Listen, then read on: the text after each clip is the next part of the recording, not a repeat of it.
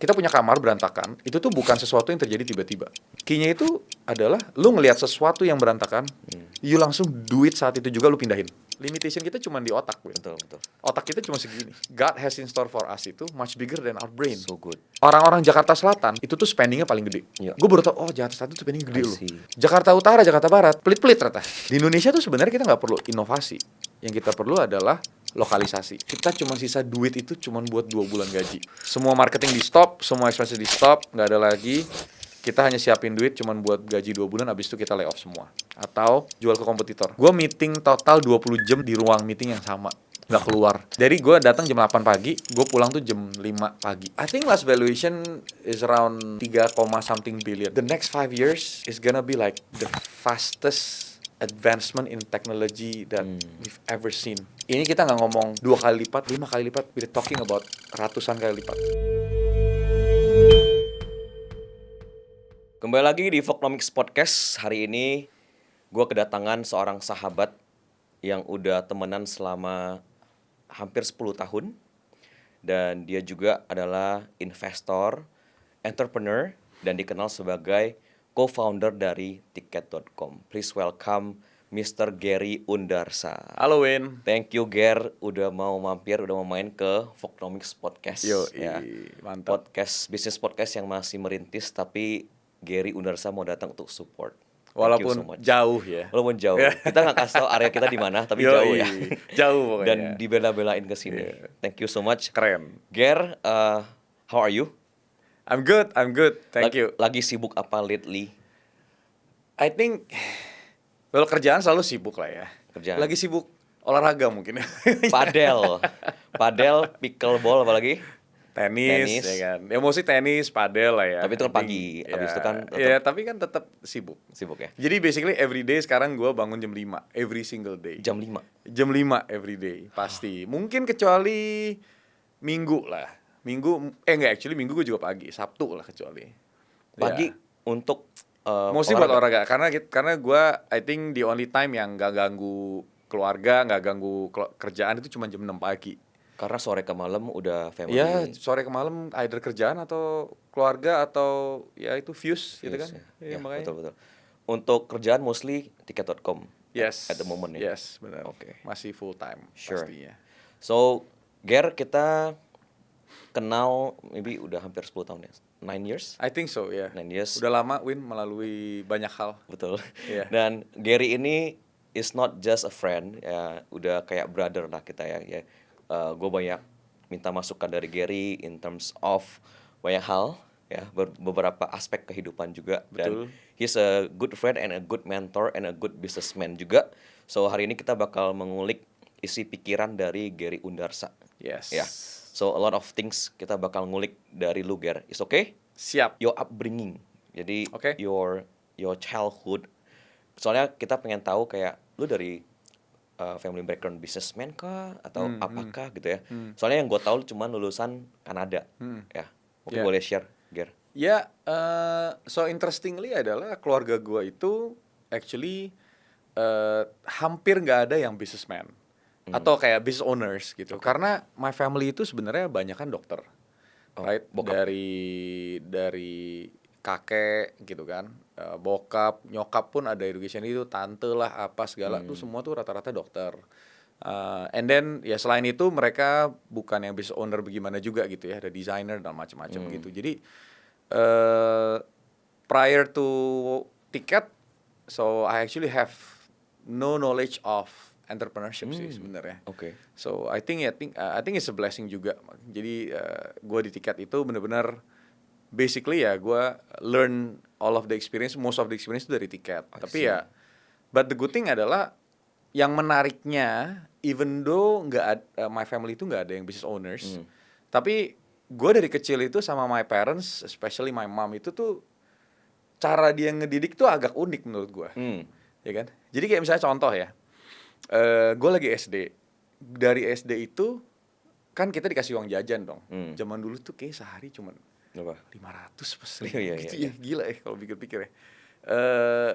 Dia bilang intinya, lu basically kadang-kadang tuh kayak lu nggak ada uang jajan atau misalnya lu kalau lu mau tambahan nih, mama kasih, jadi nyokap gue pergi ke pasar pagi. Ini interesting, nyokap gue pergi ke pasar pagi beli stiker, beli kartu-kartu, gak tau lah trading card apa, Spiderman gitu. Gue dikasih, bilang basically your extra money itu kalau lu bisa jual ini di sekolah. Oke. Jadi gue inget banget, gue dari SD kelas 3 gitu atau kelas 4 ya. Itu tuh gue di sekolah tuh gue suka kayak jualan sama teman-teman gue. Kayak gue kayak, ini gue ada ini. Maksudnya buat gue tuh kayak ekstra buat gue Ya, jadi bisa, like additional money aja gitu kan. Gue dari kecil kayak gitu. And then pada yang menarik itu pas gue SMA. Gue inget banget lah. Pas gue SMA itu, gue itu dari kecil tuh suka banget mobil. Dari gue kecil banget. Oh ya. Gue baca majalah, whatever, semua dari kecil. Karena bisa ya? bokap gue tuh lumayan suka lah gitu kan. Tapi gue kayaknya agak lebih ekstrim, gue bener-bener suka banget. Jadi SMA gue kayak pengen banget nih ke sekolah tuh nyetir mobil gitu kan. Tapi kan waktu itu intinya ada mobil nih di rumah, nggak kepake, which is yang gue bisa inilah nih bokap, ya udah nih lu boleh pakai buat ke sekolah doang gitu kan, kata dia. Tapi ada catch-nya, lu harus bayar bensin sendiri dan lu harus bersihin itu mobil sendiri. Oke. Jadi mobilnya nggak boleh kotor sama sekali karena bokap gue benar-benar spesifik soal gituan kan. Bingung dong. Waktu itu mobilnya Kijang. Oke. Kan? Kijang gitu. Kijang agak lama. Terus gue pikir-pikir waktu itu kan gue kan ke sekolahnya pakai bus jemputan gitu. Bus jemputan kan zaman dulu kan bus jemputannya jelek banget kan. Ya. Udah jelek, udah kuno, terus udah gitu nggak ada AC. Panas gini-gini Bau. segala. Bau lagi gitu kan, rame. Terus nunggunya lama. Ya udah akhirnya dari teman-teman gue yang di jemputan gue itu, yang satu komplek sama gue tanya-tanyain, lu mau nggak? Gue mulai next week, gue bakal bawa mobil, lu mau nggak sama gue aja? Lu bayarnya sama aja, jadi lu nggak usah bayar lebih mahal, lu bayar sama persis kayak lu naik bus jemputan ini, tapi lu pergi sama gue full AC, full audio entertainment, just basically ada lagu lah ya gitu kan. Terus udah gitu gue bakal jemput sampai depan rumah lu. Wah. Jadi actually lumayan, gue kayak dapat 5 orang gitu, 5-6 orang, ya kan, yang everyday gue jemput. Jadi gue tuh lucu sih, dari gue SMA itu gue bangun 4:30, berarti. Dan gue biasa aja, gue bangun 4:30, karena gue jam 5 itu, 5 perapat itu gue udah mesti muterin gitu kan, jemput di komplek gitu. So tapi gara-gara itu lumayan, gue bayar bensin sendiri, mobil selalu gue cuci, gue udah bisa bayar di Steam gitu kan. Jadi kayak I've been doing that since karena udah biasa dari SD gitu ya. Jadi ya gue jalanin itu terus, dan ternyata pas gue graduation, gue ingat banget pas gue graduation SMA gitu kan momennya kan ini. Nah somehow tuh gue tuh dapat akses ke foto-foto yearbook. Tapi kan sayang, foto yearbook nggak dipakai buat apa-apa kan, zaman dulu cuma buat di print doang. Terus gue pikir-pikir, zaman waktu itu tuh pas lagi orang tuh mulai pakai CD-ROM, masih zaman CD-ROM. Dan gue orangnya lumayan suka ngutik-ngutik lah ya, suka teknologi juga. Jadi gue iseng, gue masukin semua fotonya ke CD-ROM, terus gue bikin simple slideshow video gitu, ada lagunya gitu. Habis itu pas lagi graduation ya, gue tawarin ke teman-teman gue, dulu mau nggak gini, gue jual. Lumayan tuh gue lupa lah, gue jual 10.000 atau berapa, kayak gue lumayan jual banyak. Karena kan orang mau dong, pengen kenang-kenangan kan. Terus kayak ya sama ya those things ya menjadi kebiasaan aja jadinya. Tapi itu gitu. Lu mikirin sendiri ya, bisnis mindset itu lu mikirin sendiri apa? Kan bokap cuma minta lu banyak cuci. Yang kepepet ya sebenarnya. Banyak nggak kan bensin. Cuci dan bensin kan. Bensin kan gue harus cari duit dong. Berarti dia cuma ngasih lu problem, tapi lu solve lah ya. Exactly. With your business mindset. I think that's how it is ya. Maksudnya kayak I think kalau gue tuh kadang-kadang mikir, makanya kenapa gue sama anak-anak gue juga, gue usahain tuh kalau bisa jangan di spoon fed. Sebenarnya masih dikasih makan begini kan. Kayak I think that's like one of the worst way untuk kita raise our kids gitu ya. Cuman memang agak susah sih zaman sekarang. Betul. Tapi anak zaman sekarang tuh pinter-pinter banget.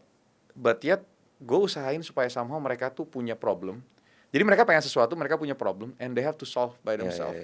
Gitu. And lucu sih, actually si Ford, which is anak gue paling gede, itu dia kayak somehow tuh agak-agak ngikutin gue gitu, kayak di sekolah kayak dia bisa kayak iseng, nggak ada yang nyuruh bisa jual apa gitu, kayak dia bikin apa iseng aja terus dia seneng aja gitu, terus kayak dia ada trade apa gitu, kayak you know like I think those things kita kalau dari kecil, terus dia dari kecil memang udah ngerti value of money. Jadi dia tahu barang mahal, kayak kemarin itu dia ulang tahun, dia ulang tahun mau beli sesuatu lah lumayan Ya. mahal. Pas gue kemarin lagi pergi di Kanada, terus kayak sebelum dia beli itu dia butuh waktu berhari-hari, dia research dulu di Wow. Indonesia harganya berapa gini-gini. Wow. Kalau misalnya harganya lumayan beda jauh baru dia mau beli. Wah. Wah. Ya kan lumayan ya dari anak kecil kan maksudnya. Itu gak diajarin ya? Gak dia. Jadi kayak I think kalau misalnya kita ngomong soal upbringing, I think it's basically has a lot of things to do with our parents juga. Betul, pastinya. betul. Iya. Kenapa setiap narasumber gue nanya upbringing? Karena menurut gue itu lumayan ngaruh ke who they are today. sih Yeah, menurut yeah, gua. yeah. I agree, totally agree sih, Yeah. totally agree. So Yeah. I'm very interested in kayak value apa sih, kayak mindset apa sih yang parents tuh turunin Yeah. ke lu gitu ya. Yeah. Ya basically ya kayak dulu bilang ya, nyokap lu kayak ya udah nih coba jualin gitu. Iya. Ya bokap lu kayak udah ini ada masalah nih, problems, coba solve it gitu ya. Iya. I think that's good ya. So kalau bahasa kerennya tuh the power of kepepet, Win. Kayak Yeah. actually and I think it's true di dalam semua yang kita lakukan, especially Betul. on the business world tuh kayak even zaman sekarang gue di tiket pun tuh kayak my mentor di tiket tuh selalu bilang kayak, you know what, it's okay, kadang-kadang emang kita harus kepepet. Lu kalau kepepet ya, lu jadi lebih smart, man. Kreatif, Lu smart jadi ya. kreatif banget, jadi out of the box, you know, like contoh lah budget cuts gitu ya. Betul. Zaman sekarang lagi ngetren ya, Ya, ya. pemotongan budget gitu di dalam Efisiensi. segala macam hal, efisiensi gitu kan. Tapi it actually makes us stronger in a way karena bikin kita jadi lebih kreatif, bikin kita jadi Betul. lebih agile, you know. Setuju. So Agile is a word ya. agile is a word, and then bikin kita mungkin keluar dari comfort zone, Yeah. which is I think that's a big one. Ya. Yeah. Agile ini muncul after pandemi sih, kayak you have to be agile with Iya. your Iya. company Iya. ya. Kalau di tiket kita dari kita pertama kali mulai, kita selalu bilang to ourselves, size-nya berapapun, we have to be agile. Itu Right, jadi salah right. satu kita punya values juga Wow, di tiket dari okay. dulu. We'll talk Yeah. about ticket later. Yes, sure. Terus abis itu lu kuliah di Kanada dan lulus di Kanada, sempat kerja juga karena itu bakal jadi cikal bakal munculnya tiket.com ya. Jadi Yeah. Wow. you spend how many years di Kanada berarti? Gue total di Kanada itu hampir 9 tahun. 9. Almost 9 years. Kuliah round Ya, 4, gue waktu itu kerja datang 5 years. kuliah. Fun fact, interestingly, gue itu nyampe ke Kanada hari pertama gue sekolah di Kanada, basically adalah hari pertama gue baca buku Inggris, bahasa Oh, iya? Inggris. Iya. Sebelum gue di Kanada itu, gue tidak pernah belajar atau baca secara banyak English gitu. My only knowledge of English itu benar-benar literally cuman dari les English gitu kan. Okay. Zaman dulu kan Inggris Yeah, nggak terlalu gimana. And then yang kedua karena gue sering utak-atik komputer. Oh. Jadi kayak gue dari dulu gue ada banyak exposure Okay. ke you know like inilah operating system dan lain-lain. Jadi kayak bahasa Inggris semua kan gitu kan. Jadi gue kira-kira gitu. Jadi gue inget banget, gue pertama kali gue nyampe Vancouver tuh, nyampe Kanada, masuk ke kelas, gue dengerin itu si bule, Profesor bule ngomong, I have no clue man. Like, gue bener-bener kayak, gue pikir-pikir, jadi gue punya first semester, gue punya 3 bulan, 4 bulan pertama, gue survive, itu purely karena gue sudah pernah belajar mata pelajaran itu Okay. pada saat gue SMA di Indonesia. Karena kalau di sana tuh selalu tuh kuliahnya tuh first semester tuh biasanya tuh masih basic. Okay. Jadi kayak ngulangin apa yang ada di SMA. Okay. Karena gue have no clue. Kayak bener-bener kayak mengenai matematika for example tuh kayak kata-kata gue have no clue. Tapi karena gue bisa lihat formulanya ini, so I can do it gitu. Okay. So it's tough, especially English lesson, it's tough. Conversation wise Conversation-wise juga kayak A, I, U, E, O gitu ya. Kayak gue gak pernah. Okay, I see. Jadi lucu sih, gue actually kayak barely knows English when I arrive in Canada. Tapi somehow waktu itu ya thankfully TOEFL gue bisa lewat gitu ya. Okay. Jadi Yeah. it's interesting karena kan kalau lu belajar doang di Indonesia Inggris, it feels like okay English gitu ya. Tapi pada saat lu di sana, Betul. surrounding lu everything is apa namanya English gitu ya. Setuju. Kayak you start to realize that you know nothing gitu. Betul. Makanya kenapa zaman sekarang I think is very good. Karena zaman sekarang kan most education, most schools itu English tuh their primary language. Kayak your kids kan udah fluent primary banget. language or secondary language nggak apa-apa. Tapi Yeah. it's something that's crucial. Karena menurut gua for the future of your kids gitu ya. Atau in general for the future of us. English tuh udah primary banget. Yeah. Right? What I know lu setelah lulus lu sempat kerja situ di IBM. Yeah, Betul benar. Ya. For how many years? Oke, ini mungkin interesting juga ya. Before that, karena kan we talking about entrepreneurial spirit lah ya. Yeah. So jadi waktu itu salah satunya adalah pas gua tahun ketiga di kuliah gitu kan. Basically my parents itu waktu itu mereka lagi bangun rumah, jadi mereka nggak terlalu bisa kirim uang terlalu banyak. So jadi gue coba cari-cari, somehow thankfully juga gue dapat internship. So basically gue cuti kuliah itu 2 semester untuk gue internship. Tujuannya apa? Supaya selain pengalaman ya, supaya gue punya duit buat bisa hidup di sana. 2 semester terus setahun? 2 semester itu almost enggak ya? Karena ada 3 semester dalam setahun. Kalau okay. di sana ada summernya juga gitu. Sejak saat itu jadi keterusan. Jadi my parents itu cuma kirim gue uang di sana cuma 3 tahun.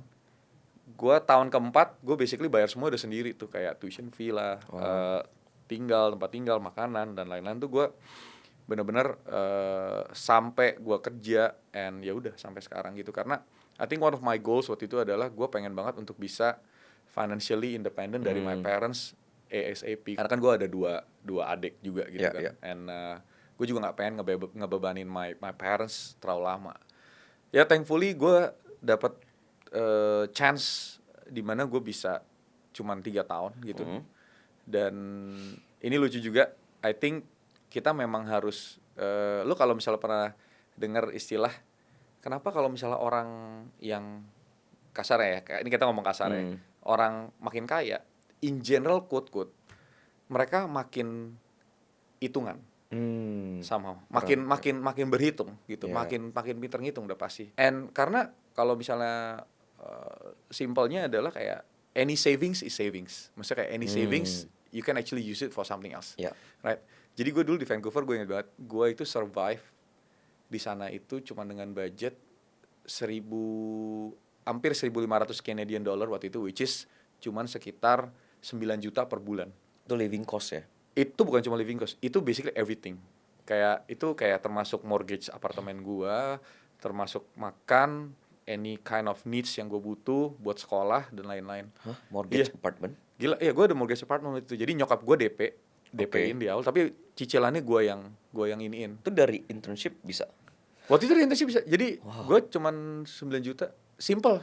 Intinya simpelnya adalah lu ngirit aja. Jadi gue pernah ngerasain hidup ngirit tuh. What I do adalah gue belanja ke supermarket every 2 weeks. Gue belanja itu beras, kayak apa tuh namanya, spam, maling gitu. And then sausage sama telur. Masak? Gue everyday, gue rotate aja makannya. Pagi, siang, malam.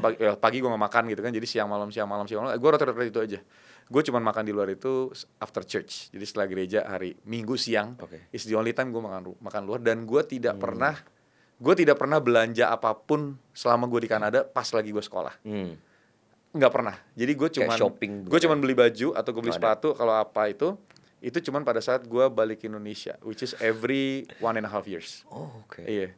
Gue dulu kayak gitu. Jadi kayak kenapa? Karena gue hitung semua, all of the expenses and everything tuh gue hitung. Gue masih bisa saving pula. Gitu. Jadi kayak waktu itu setelah kelanjut terus pas lagi gue kerja, also the same. Gue pas lagi kerja itu kayak gue dari dulu suka banget mobil, tapi gue kalau beli mobil pun gue harus beli pakai duit gue sendiri, gitu. Karena I want it to be my own gitu. Jadi gue inget banget gue gaji kedua gitu kan, bulan 2 bulan ketiga. Kalau di sana tuh mobil tuh beda sama di sini. Di sana tuh mobil tuh bisa murah banget kan. Jadi gue inget banget dulu gue beli mobil harga cuman $4,000.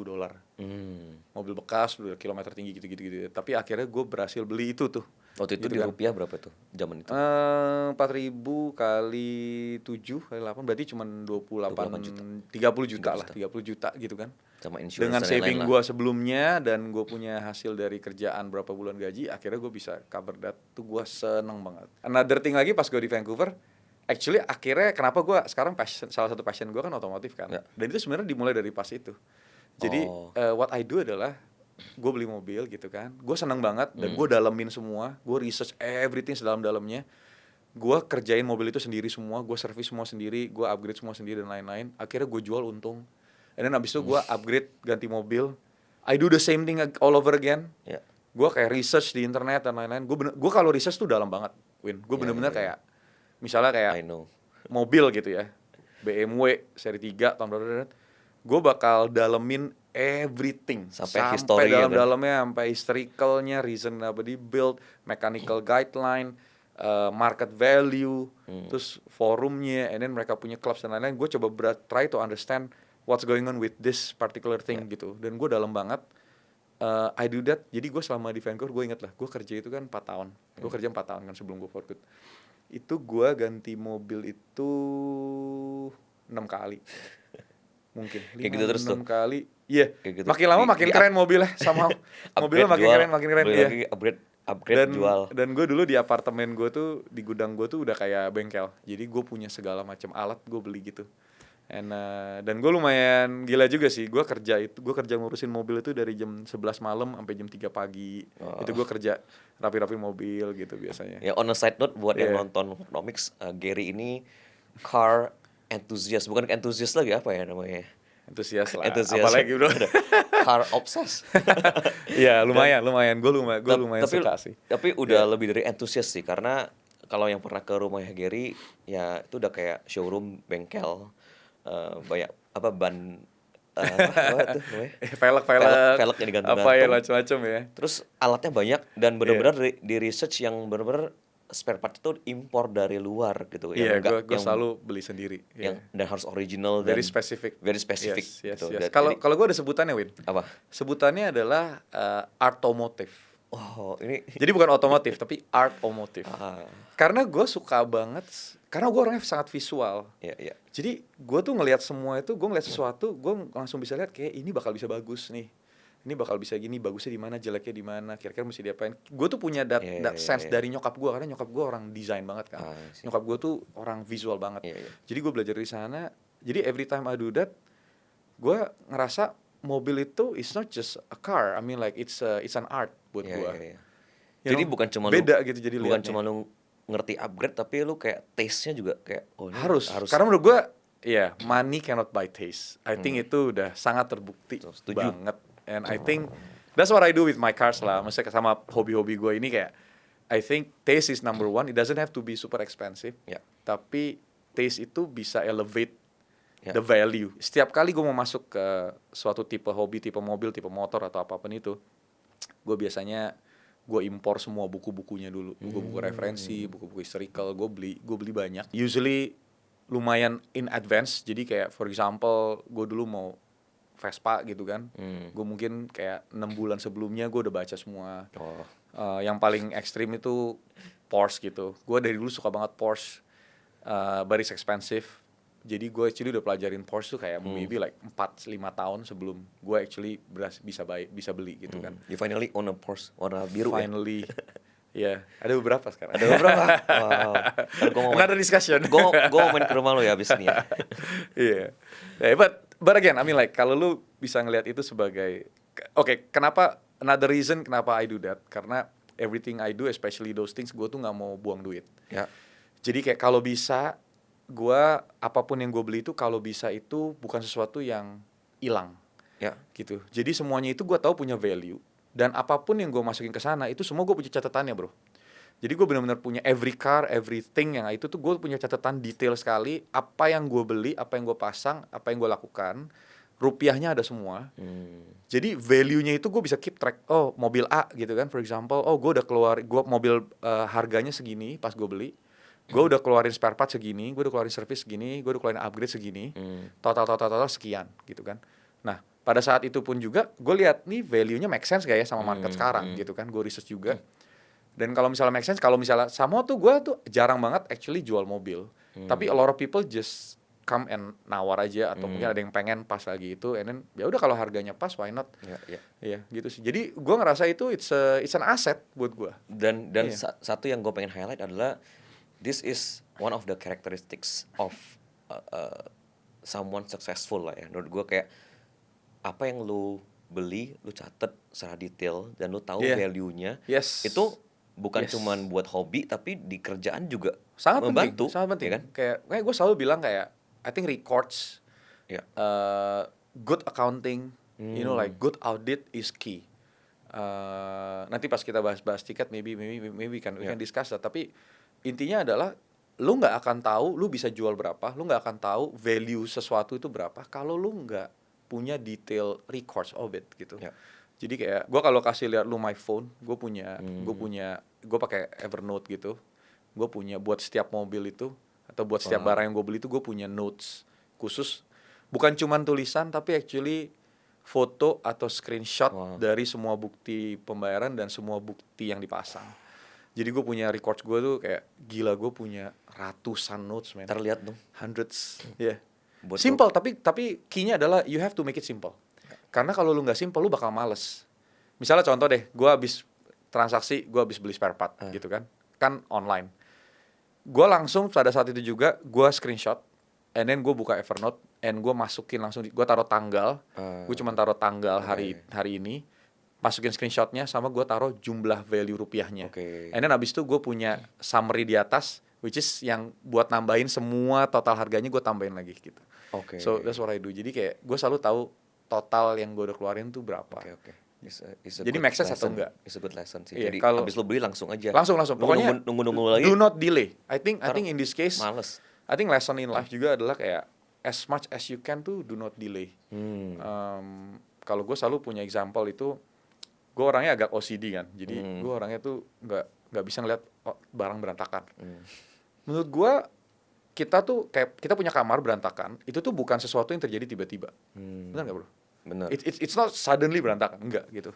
Tapi key-nya adalah, gue selalu bilang sama orang-orang rumah, key-nya itu adalah lu ngelihat sesuatu yang berantakan, you langsung do it saat itu juga, lu pindahin. Pindahin aja, as simple as ada sikat gigi jatuh, taruh balik, kan cuman less than 1 second. Lu ada sampah, ambil masukin. If you do that consistently, rumah lu nggak akan berantakan. A lot of lessons learned sih dari being not delaying lah ya menurut kita. Itu Ya, key as we sih. speak, ya. I think that's key. Now kita masuk ke tiket.com. Yes, the fun stuff. Ya. Oke. Awal mula terjadinya Tiket.com. Karena gue tahu lu balik dari Kanada juga, nanti lu boleh share kenapa lu balik ke Indo kan. I think IBM paid you quite well. Yes, waktu saat itu gue kerja di IBM, bener. Ya. Yes. Dan kenapa lu balik, dan pas lu balik juga nggak langsung terjadi Tiket.com, dan gimana akhirnya ada Tiket.com ini gitu. Yes, jadi ya waktu itu gue thankfully somehow gue lumayan hoki waktu itu. I think I was blessed karena waktu itu tuh Kanada lagi susah banget keluarin visa work permit. Gue cuma dikasih waktu 3 bulan, men. 3 bulan untuk bisa dapetin full time job, harus full time job, baru lu bisa urus working permitnya. And then gue apply ke ratusan kerjaan, waktu itu juga susah. Ratusan, gue kirim banyak. Gue sampai udah nggak mikir lagi, kadang mungkin ada yang salah kali gue kirim and then somehow kayak I think God is good, somehow gue kepanggil sama ada 2 perusahaan gitu, salah satunya IBM. Actually dua-duanya big brand, satu lagi Accenture, satu lagi big brand. Tapi pas mereka kirim offernya, IBM punya offer jauh lebih bagus.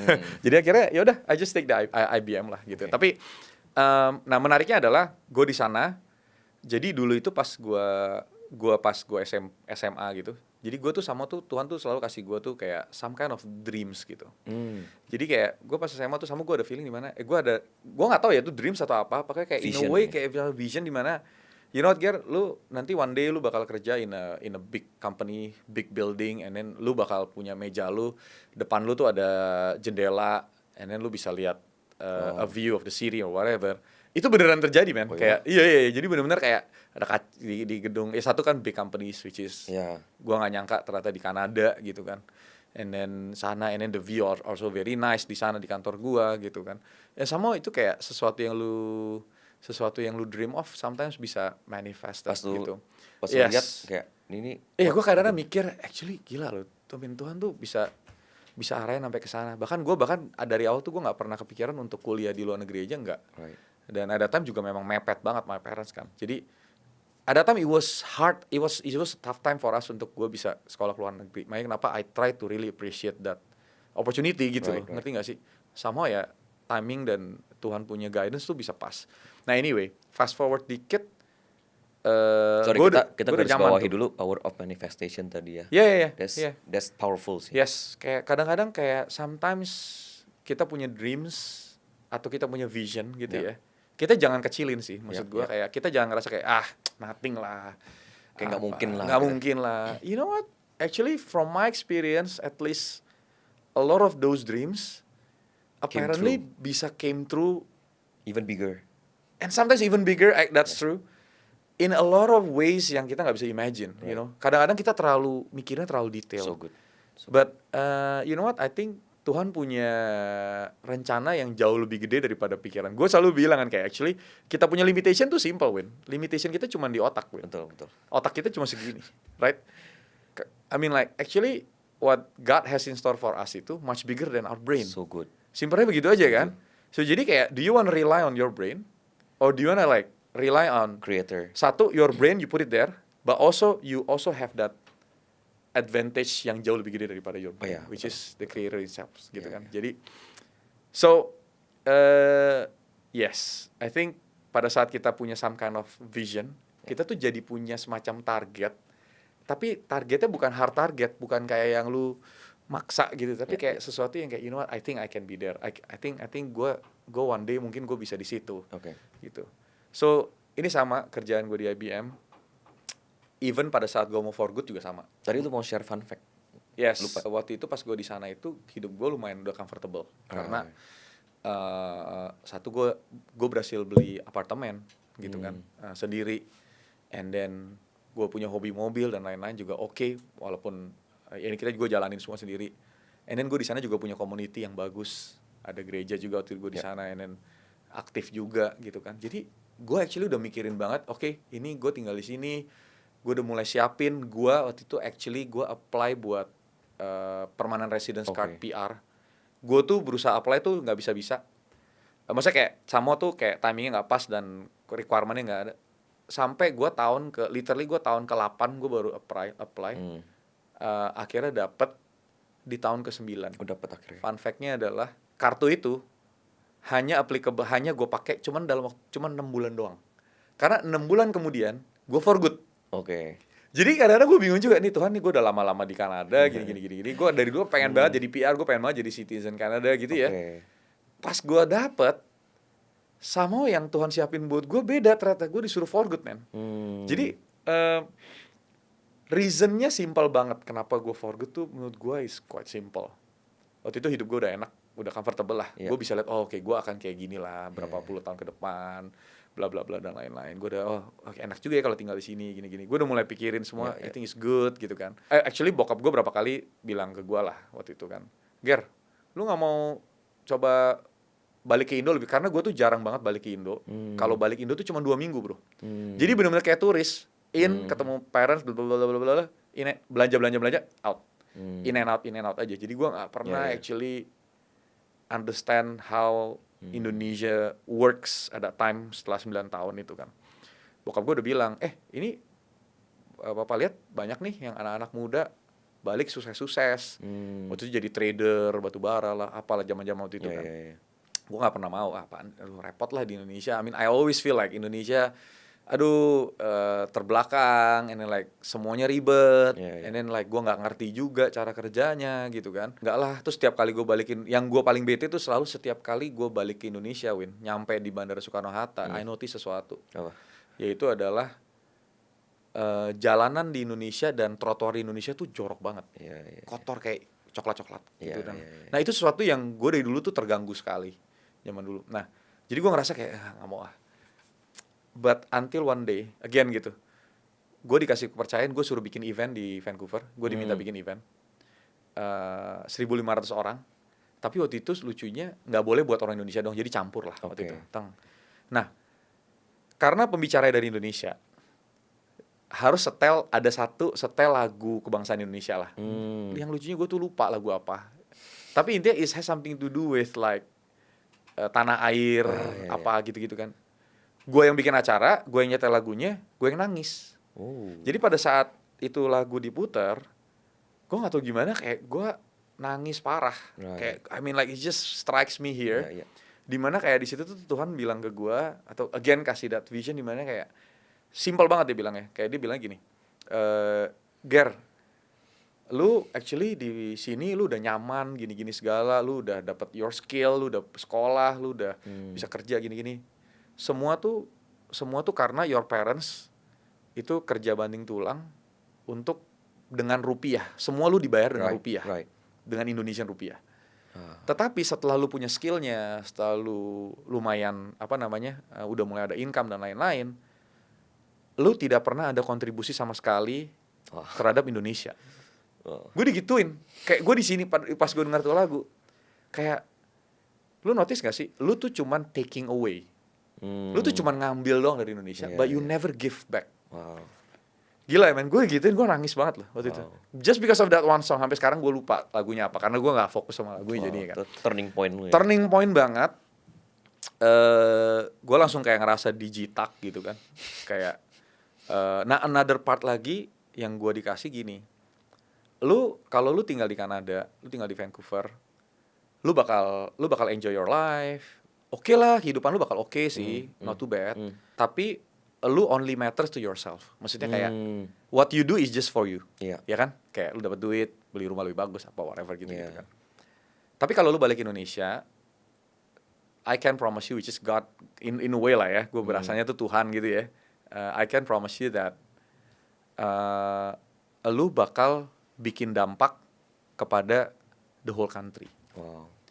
Lu bakal bring impact to the nation. Lu bakal bring impact to like millions of people, right? Di Indonesia. So it's your choice. Lu mau punya impact to yourself only, atau you want to make an impact to the whole nation. Right. And I think it's your time. Gila men, gue abis itu, literally abis itu, gue langsung cari cara. Kan gue have no clue Indonesia ya apa. Yeah. Gue langsung cari cara. Oh ternyata ada salah satu rules di mana gue ternyata boleh ngambil sabbatical leave 3 bulan. Oh, di IBM. Di IBM. Itu nggak digaji, tapi gue boleh ngambil 3 bulan okay. karena gue udah kerja berapa lama. Gue boleh ngambil 3 bulan. Gue cuti 3 bulan men. Unpaid leave. 3 bulan unpaid leave. Wah. Tapi gue at least kan gue kerjaan gue masih ada gitu kan. Iya.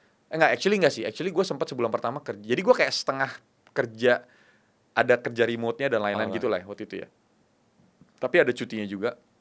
Selama 3 bulan gue di Indonesia, gue balik Indonesia itu, gue itu what I do adalah, karena gue punya misi tuh, kayak gue benar-benar harus tahu apakah gue bisa balik Indo atau enggak. Kayak masih kayak make sense gak sih buat gue gitu. Tapi gue gak kenal siapa-siapa. Keluarga gue gak ada yang business owners juga. Jadi gue have no knowledge. So what I do adalah somehow those 3 months, every single day itu gue paksa diri gue keluar. Somehow keluar aja, kayak ada event, ada seminar kayak, ada ketemu temen kayak apa-apa gitu ya. Gue usahain tuh setiap hari ketemu orang baru. Every day gue usahain banget, gue inget banget. Gue maksa diri gue kayak gue harus ketemu siapa nih. Jalur apapun. Lewat jalur apapun men. Waktu itu gue kayak bener-bener karena gue gak kenal siapa-siapa. Dari situ gue mulai ngobrol-ngobrol. Gue ada random ketemu orang, random ketemu temen gue dan lain-lain gini-gini segala.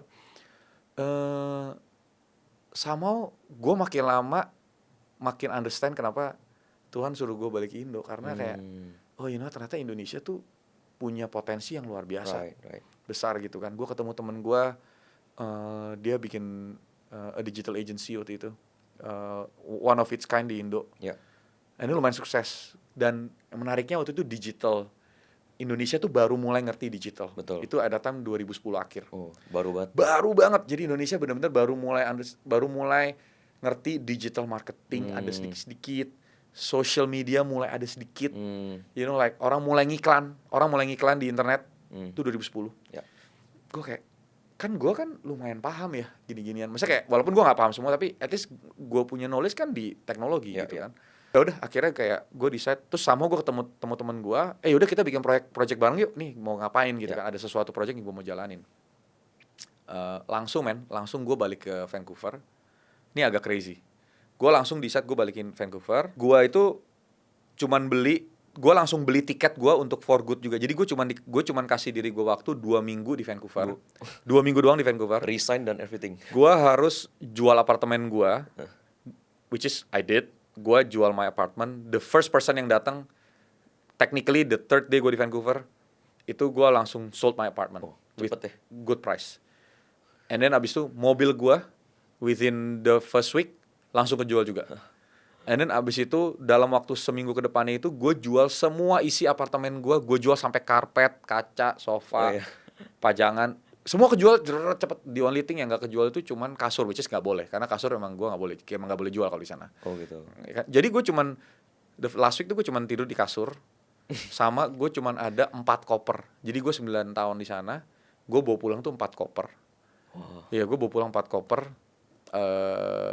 Dalam 2 minggu gue resign, gue farewell sama teman-teman gue juga. Tapi gue bilang, oh gue masih ada chance balik ke Vancouver karena gue waktu itu bahasa gue adalah, jadi kalau di IBM tuh sama tuh gue bisa kasih option gue dikasih waktu 1 tahun. Setelah 1 tahun tuh gue kalau gue mau balik, gue bisa coba reapply. Ada chance besar gue bisa masuk Dan lagi. lu udah punya PR anyway ya. Waktu itu gue udah punya PR, gue rasakan. Jadi gue bisa balik lah kalau gue gagal. And then langsung gue the third week gue udah di Indonesia lagi. Wow. Pada saat gue balik Indonesia, the first week gue dikabarin proyeknya di cancel, nggak jadi.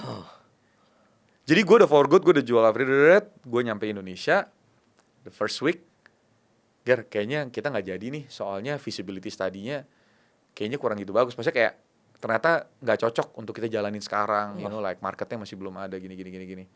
Waktu itu gue mau jalanin social media monitoring. Oh. Ada time waktu itu social media mulai dikit. Jadi kan kayak, oh ini nanti brand bisa mulai. Kan kalau zaman sekarang kan udah biasa kan, oh kita mau lihat nih brand kita bagus nggak di social media. Gue mau jalanin 2010 men. 2011 waktu itu, 2011 awal. Cancel projectnya. Nganggur gue. Jadi gue bener-bener nganggur. Have nothing to do. Bokap gue sama nyokap gue sampai khawatir banget. Bokap gue pikir, I think you did the wrong thing. I think you have to consider to go back to Vancouver. Mumpung lu masih ada PR. Dah, lu mendingan balik aja. Sempat kepikiran gak tapi? Sempet lah, of course lah.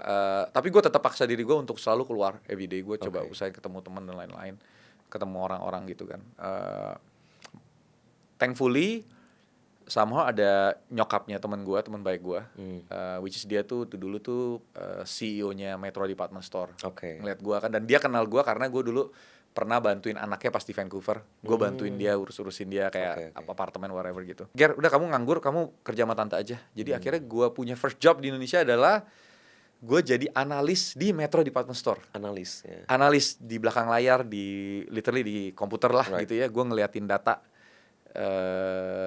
penjualan retail apa, dan gue disuruh buat interview mbak-mbak SPG-nya, mbak-mbak SPG brand-brand itu gue disuruh research, tanya-tanya aja barang apa yang laku gitu-gitu. Jadi gue I do that. Terus gue pikir-pikir ya, itu actually that's a very good starting point karena di situ gue paham cara kerja retail Indonesia, cara kerja orang tuh, cara berpikir orang Indonesia tuh gimana.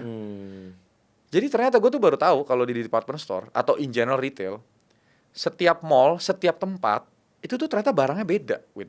Stoknya beda. Yes, karena dan itu area base gitu. Jadi kayak kalau misalnya contoh kalau di Jakarta, orang-orang Jakarta Selatan itu tuh spendingnya paling gede. Gue baru tahu, oh Jakarta Selatan tuh spending gede loh. Jakarta Utara, Jakarta Barat, pelit-pelit ternyata. Nggak terlalu mau spend. Nggak, actually mereka spend. Tapi hanya kalau ada discounted items only. Dan yang lucunya lagi, warna beda juga. Jadi kalau lu beli barang di Jakarta Barat sama Jakarta Utara, itu tuh banyak barang warnanya terang, kuning, ungu, you know, like merah, laku. Kalau di Jakarta Selatan itu semua earth tone, hijau, coklat, you know, like hitam, brown, kayak gitu-gituan. Jadi area aja beda. Yes, sangat beda banget. Dari situ gue baru understand, actually apparently even Indonesia tuh gue nggak bisa generalize. Even Jakarta aja setiap area beda. Consumer behavior beda sekali gitu kan di setiap area Jakarta, apalagi seluruh Indonesia. Jadi actually I think apparently it was a very good starting point buat gua ngerti market Indonesia. Jadi ngerti, karena gua kan have no clue, bro. Gua kayak zero knowledge of the market gitu. Gua ketemu sama mbak-mbak SPG-nya itu, gua tanya cara kerjanya gimana sih? Oh, konsinyasi gini. Oh, bisa kayak gini ternyata. Oh, ini ada yang beli bulk buy. Gua ngeliatin ke gudangnya, gue perhatiin, gue tanya-tanya gudangnya, oh ini barangnya siapa yang tanggung jawab. Jadi gue jadi kayak, oh this is how, oke. Kayak, terus banyak hal juga yang kayak ngurusin karyawan gitu kan kayak susah banget ya ternyata ya, kayak, you know, like drama-dramanya kan gue jadi tahu kan. Gue kan makan di kantin sama mereka sama the SPG, sama kayak staff-staffnya gitu kan. Gue jadi, oh kayak gini di Indo. I mean it actually helped me a lot untuk gue sebelum gue mulai tiket.com. Berapa lama kira-kira? Gue di sana sebentar banget, actually, cuman kayak I think 3 bulan. Belum lulus probation, gue inget banget. Somehow gue waktu itu diajak lunch sama temen gue dari Vancouver. Di situ gue dikenalin sama seseorang, which is ini orang tuh butuh lagi nyari orang buat bantu dia. Jadi dia tuh punya project software buat banking gitu, lagi bikin. Tapi dia nggak punya pengalaman project management. Which is gue di IBM dulu, gue punya tahu knowledge-nya sedikit lah gitu kan. Dan sama gue di situ dikenalin sama, dan itu orang adalah my partner sekarang di Tiket. Jadi gue kayak dikenalin, gue gak kenal sama ini orang, dan ini orang aneh banget, which is yang gue selalu ngomong, partner gue tuh semuanya aneh men, gitu kan. Jadi yang lucunya gue sama my partners ini, kita semua berbeda sekali, karakternya, attitude-nya, hobinya, kebiasaannya, cara hidupnya, we're like 3 different persons gitu. Kayak gue sekarang bertiga kan, dulu kita rame bertiga. Nah ini salah satu yang my partner yang gue deket banget sampai sekarang juga. Lucunya dia dulu ke sekolah di Vancouver barengan sama gue, tapi gue nggak pernah tahu. And then anyway, gue akhirnya decide, karena kan dulu kan belum married ya, jadi udahlah gue all out aja, gue coba sesuatu yang berbeda dan yang nekat aja. Dan gue excited banget waktu itu. Gue langsung izin resign dari si tante Christine Barkey waktu itu, and then dikasih, yaudah you just try something else. You just ini, gue thank you juga sama dia. And then gue mulai handle this project. Tapi lucu, ini tuh bener-bener startup berantakan sekali. Kayak bener-bener dulu pas kita pertama temen gue itu, karena my partners itu lucu. My partners itu mereka pinternya luar biasa. Cuman satu hal doang yang mereka kurang. Mereka tidak punya pengalaman kerja sama orang lain. Mereka seluruh hidupnya tidak pernah kerja sama orang lain. Right? Tapi they're like so smart. Kayak maybe smarter than me, I think in a lot of ways di dalam beberapa hal gitu kan. Tapi mereka cuma nggak pernah punya pengalaman itu, dan mereka nggak suka project manage, mereka nggak suka manage things lah basically lah. They like to build things, tapi mereka nggak suka manage things. Kita punya keahlian beda-beda semua. Yaudah akhirnya gue yang ini. Dari sana itu ya, walaupun waktu itu akhirnya projectnya juga setengah gagal karena it was like gue tuh handle itu project udah setengah jadi, udah hampir jadi, and then udah berantakan banget. Gue coba buat ini tapi ya lumayan lah, lebih lumayan, tapi tetap akhirnya kita nggak dibayar. Jadi sampai sekarang ada satu bank di Indonesia yang ngutang sama kita 150 juta. Ada. Sampai sekarang. Sampai sekarang. Dibayar, iya. Dia nggak bayar. Terus udah nggak nagih lagi dong. Ya udah nggak musingin lagi lah. Nah tapi because of that, I think it's a good lesson, karena gue jadi punya my partners ini, and then waktu itu mereka akhirnya realize, gila susah ya bikin software buat orang. Susah banget gitu kan. Udahlah kita coba-coba bikin produk sendiri aja. Waktu itu mereka mulai duluan, mereka mulai bikin beberapa produk. Lucu, kita dulu punya e-magazine reader pakai iPad. iPad baru ada, reader gitu. Abis itu kita punya semacam location based social media, gitu. Ada kita dulu kayak Foursquare / Yelp gitu. Kita dulu punya bikin. And then kita juga punya aplikasi buat kayak katalog buat retail. Sempat bikin. Tapi ada satu hal yang menarik. Mereka tuh dulu, si partner gue itu beli domain tiket.com, www.tiket.com. Beli domain dari orang Australia. Ada time. Mahal bro harganya. Tapi partner gue tuh emang orangnya agak gila. Basically, purpose dia beli apa waktu itu? jadi partner gue ini beda-beda kan ya. Partner gue yang satu ini orangnya agak nekatnya ekstrim nekat. Dia tahu ini pasti bisa gede. Beli dulu aja. Lu tau gak berapa harganya? Hampir 350-400 juta. Wow. Just a domain, www.tiket.com. Lu mau ngapain Nas buat ini? Namanya Wenas. Gak tahu, tapi pokoknya beli aja dulu. Kalau karena gitu ini tuh bakal bisa bagus. berarti udah di own by someone Iya. else ya? Jadi kita harus offer gitu. Waktu itu belinya tuh nggak pakai apa? Belinya pakai KTA. Wow. Pakai KTA yang dari SMS gitu. Iya. Nggak ada duit kan? Sempat minjem gitu, beli. Wow. Itu gila men, itu kayak inget banget, itu kayak 2 tahun setelahnya, 3 tahun baru lunas bro. Itu kayak partner gue lah itu yang ngurusin, gue gak pusing lah soal duit-duit kan. Dia beli sendiri apa patungan? Waktu itu dia nekat, dia nyewa ya kan itu pakai KTA duit pribadi. KTA gitu, iya. Kayak aneh banget lah dulu. Nah dia ada domainnya itu tapi tidak dia papain. Karena waktu itu ada sebelumnya ada yang mesti ngerjain, tapi intinya nggak jadilah partnershipnya gitu kan. Jadi akhirnya nganggur, dan mereka kan sibuk ngurusin produk yang lain. Si partner gue bilang, Ger, tolongin dong nih, nggak jelas nih www.tiket.com ini mau diapain, mau bikin produk apa. Dia ada visionnya gitu, tapi kita nggak ada duitnya. Tolong dong, mereka udah berusaha untuk cari-cari investor lah waktu itu ya. Ada time 2011 men. 2011 investor tuh tidak ada. Bukannya gimana? Emang nggak ada investor teknologi tuh nggak ada di Indonesia. Investor startup tuh nggak ada. Mereka udah. Nah, akhirnya gue randomly ketemu sama om-om ini. Ada satu om-om. Gue ketemu di gerejanya nyokap. Gue lagi nemenin nyokap. Ketemu ngobrol-ngobrol. Oh ternyata omnya demen teknologi nih. Omnya tahu gue dari IBM. Gue nggak kenal siapa-siapa di Indo kan. Ya udah kamu main ke rumah kamu main ke kantornya om deh. Ya udah dong, gue datang ke kantornya dia. Ternyata kantornya di salah satu stasiun swasta terbesar di Indonesia waktu itu. And then ternyata ya kasarnya keluarga konglomerasi gitulah ya. Ini orang pinter banget. Terus gue jadi ngobrol-ngobrol, omnya suka sama gue juga, kita ngobrol-ngobrol. Anyway, ujung-ujungnya adalah kayak beberapa waktu kemudian akhirnya gue akhirnya coba untuk kasih tahu ke dia, Om by the way ini kita ada ini www.tiket.com, belum ada apa-apa tapi kita punya visi nih, karena waktu itu actually di Indonesia udah mulai masuk ada OTA, which is waktu itu ada si Agoda, waktu itu udah mulai jualan hotel-hotel gitulah. Terus kita ini bagus nih. Di Amerika ada Expedia, di India ada Make My Trip, di China ada Ctrip. Mereka semua gede-gede semua, billion dollar company semua, $100 million company waktu itu, billion dollar company semua, profitable banget. Indonesia nggak ada. Jadi kita kayak kenapa nggak punya gitu. Akhirnya intinya kayak, jadi cara pitching gue tuh bener-bener kayak very casual gitu. Ada decknya tapi ternyata decknya itu salah semua. Kan kita kan kasih ini marketnya gini-gini, ternyata semuanya basically assumption kita salah semua. Akhirnya dia bilang one night dia telepon gue, oke Ger, Om kayak tertarik buat danain, catch-nya cuma satu, lu harus ada jadi penanggung jawab di tiket.com. Dulu tuh gue nggak involved di tiket.com sama sekali. Masa pas lagi www.tiket.com kan gue kan bukan gue yang beli. Tapi karena dana di situ akhirnya harus gue yang run, dan gue kan feel bad dong. Gue kan yang bawa dia masuk, dia yang taruh duit, gue yang harus bertanggung jawab. Jadi akhirnya si partner gue itu bilang, lu yang run the project, karena waktu itu ada project lain juga yang mereka kerjain. Jadi akhirnya gue mulai tiket.com. Gue inget banget, gue mulai itu cuman 3 atau 5 orang gitu kan. And then kita jalanin, tapi gue jalaninnya stylenya agak berbeda. Ada itu tadi, ada disiplinnya. Jadi dulu tuh lucu, dulu tuh startup di Indonesia tuh berantakan gitu kan. Dulu kantor kita 24 jam. Lu bisa datang kapan saja lu mau. Di mana tuh? Di KS Tubun. KS Tubun Sleepy. Nyewa tempat. Di rumahnya partner gue. Bekas rumahnya, pokoknya kayak gitu-gitulah. Jadi waktu itu ada kayak gitu.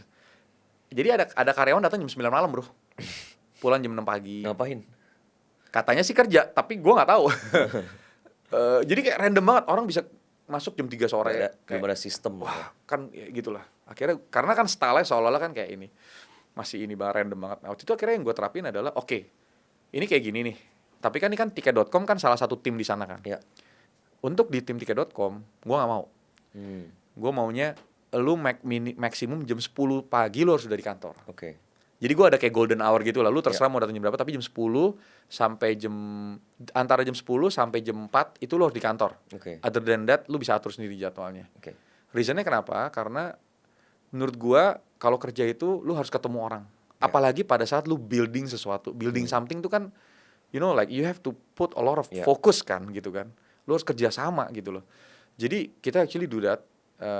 Every 10 AM in the morning itu every single day itu kita bikin ada yang namanya scrum meetings, which is meetingnya tuh meeting harus berdiri, nggak boleh duduk, per orang maksimum tuh cuman boleh ngomong 1 menit untuk mengenai update what they did yesterday and problemnya apa dan lu mau ngapain hari ini. Kita lakuin itu every day, itu keliling, berdiri, jadi semua harus berdiri supaya cepat, maksimum 10 menit bro meetingnya, 15 menit waktu itu maksimum. So jadi we did that for so many, bertahun-tahun sampai udah agak gede masih kita lakuin dulu. Ingat banget. Nah itu I think it's one way yang bikin tiket itu jadi lebih proper, jadi lebih rapi. And thankfully produknya juga cepet jadinya. Yang lucunya malah setelah jalan 1 tahun gitu kan, nggak ada transaksi sih. Tapi sama produk yang lain tuh nggak gitu jalan. Jadi akhirnya semua ngebantuin tiket.com. Yes, gitu. Apps yang itu lah. Sama thankfully tiket.com is the only product yang waktu itu yang akhirnya kita bisa gedein banget. Jadi semua fokus sama partner-partner gue, akhirnya kita fokus semua ke tiket.com. Karena everyday bahas problem cepet Iya. cepet di solve. Follow up, problem, solution. Follow up, problem, follow solution, follow up, problem gitu terus. Jalanin terus everyday gitu kan. Dan ya masih banyak cerita-cerita aneh, lucu-lucunya lah kalau misalnya tiket tuh pas awal kita bikin kayak contoh kita kan dulu yang another fun fact nih ya. Kita kan di industri travel kan, industri pariwisata, tiketing, airline gitu-gitu. Di seluruh tiket.com waktu itu tidak ada satupun orang yang backgroundnya travel. Jadi we have no clue what's going on with travel industry, man. Wow. Nah jadi orang selalu bingung, kok lu bisa? Waktu itu kan travel agent banyak yang gede-gede, bro. Semua travel agent bilang ke kita, ini mah bentar mati. Nggak ada yang percaya sama tiket. Airline maskapai tidak ada satupun yang percaya sama tiket.com. Karena lu siapa? Lu emang punya lu punya understanding nggak? Travel kan ya, travel agent gede-gede. Iya. Ya kan? Kayak waktu itu benar-benar kita nggak dilihat sama sekali. Karena dulu zamannya jualan tiket lewat travel agent dong. Right. Hotel pun nggak ada yang percaya sama kita. Jadi akhirnya yang kita lakukan kayak kan kita nggak paham gimana kan ini ya kan. Jadi waktu itu gue ada dua. Satu waktu itu gue ada salah satu distant relative punya hotel. Akhirnya gue kenalan, deketin, terus gue bilang, boleh nggak om, saya lihat sistemnya si OTA internasional yang udah ada. Akhirnya gue lihat, gue pelajarin caranya, gue bikin di tiket, gitu kan. Terus udah gitu kayak another one juga, kita nggak ngerti airline kan, gitu-gitu. Airline tidak ada satupun yang mau ngasih kita keagenan, nggak ada yang percaya, nggak ada satupun yang percaya. Wow. Akhirnya gue kenal sama satu travel agent, sama ownernya lumayan sukses gitu ya, baik banget si omnya, sampai sekarang. Kita bilang, om boleh nggak kerjasama? Maksudnya gini, jadi saya pinjem keagenannya dia, jadi gue basically transaksi di dia punya keagenan, gitu kan. Tapi gue akan bayar lu. Jadi gue bayar lu justru. Jadi untuk setiap transaksi gue malah akan bayar lu. Gitu. Jadi kita kayak gitu dulu. Kenapa tujuannya? Supaya kita bisa ngerti cara kerja airline. Kita di on top of that system, kita bikin robot. Supaya mereka bisa. Jadi kalau dulu kan semua harus manual. Semua harus manual kan, harus perlu orangnya. Kita nggak mau, kita maunya tuh semuanya otomatis. Dari awal lu klik sampai lu transaksi, sampai akhirnya jadi tiket, terus gue punya semua otomatis. Jadi waktu itu akhirnya gue bikin robot crawler gitu di atas sistem-sistem airline tersebut. Satu-satu kita bikin supaya pada saat customer ngebuka tiket.com, mereka nggak tahu apa-apa. Mereka cuma tahu pilih ini, beli, bayar. Di belakangnya itu kita kerja keras gitu loh, kayak akhirnya untuk sampai bisa keluarin tiketnya gitu. Jadi sampai akhirnya mereka yuk tiket.com kita coba deh gitu. Mereka itu siapa? Airlines, keagenan kan tadi awalnya belum mau. Airline nggak ada yang, itu airline nggak mau. Airline nggak mau. Jadi kita pinjem keagenannya travel agent lain. I see. That's why itu kita lakuin bertahun-tahun, 2 tahun kali ada. Itu kita benar-benar. Jadi airline sama sekali nggak tahu ada tiket.com, sama sekali nggak tahu. Tapi ternyata kita waktu itu pas mulai tahun ketiga, waktu itu kita big breaknya sebenarnya waktu itu kita breaknya karena somehow kita tuh dikasih kesempatan untuk jual tiket kereta api online. Itu our biggest break waktu itu. Open the door itu ya. Yes, waktu itu Pak Ignatius Jonan. Kita waktu itu karena investor gue tuh kenal. Si Pak Ignatius Jonan ini lagi mau ngobrol-ngobrol lah, mau nanya-nanya sama anak muda. Dia bilang, gue inget banget katanya di Kempinski gitu kan. Kalian anak muda, coba menurut kalian kereta api ini PT KAI Indonesia bisa diapain kalau mau bagus? Pak, pakai teknologi Pak, bikin aja tiketingnya online semua. Soalnya kita udah punya contoh kayak Indian Railways. Kereta api di India bro, itu semua bookingannya semua online. Dan itu transaksi gede banget. Kereta KAI Indonesia bisa Pak kayak gini. Oh oke. Nah akhirnya kita diminta untuk bantuin mereka untuk bikin online tiketingnya. Lucunya kita punya udah duluan, akhirnya kita launching gitu ya.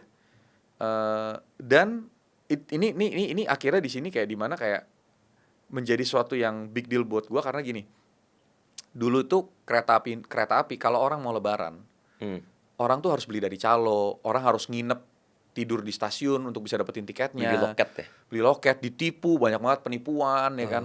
Terus kayak ribet banget, rame, kayak susah banget. Oke.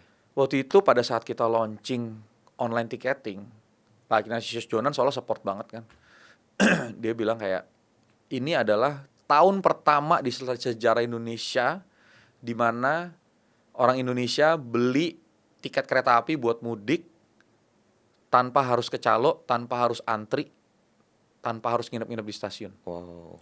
That was the first year. Transformation ya. Jadi waktu itu gue realize satu hal, itu yang Tuhan janjiin kan. Kan Tuhan janjiin gue kan kayak gue bisa bawa dampak ke the whole nation. Iya, iya. Right?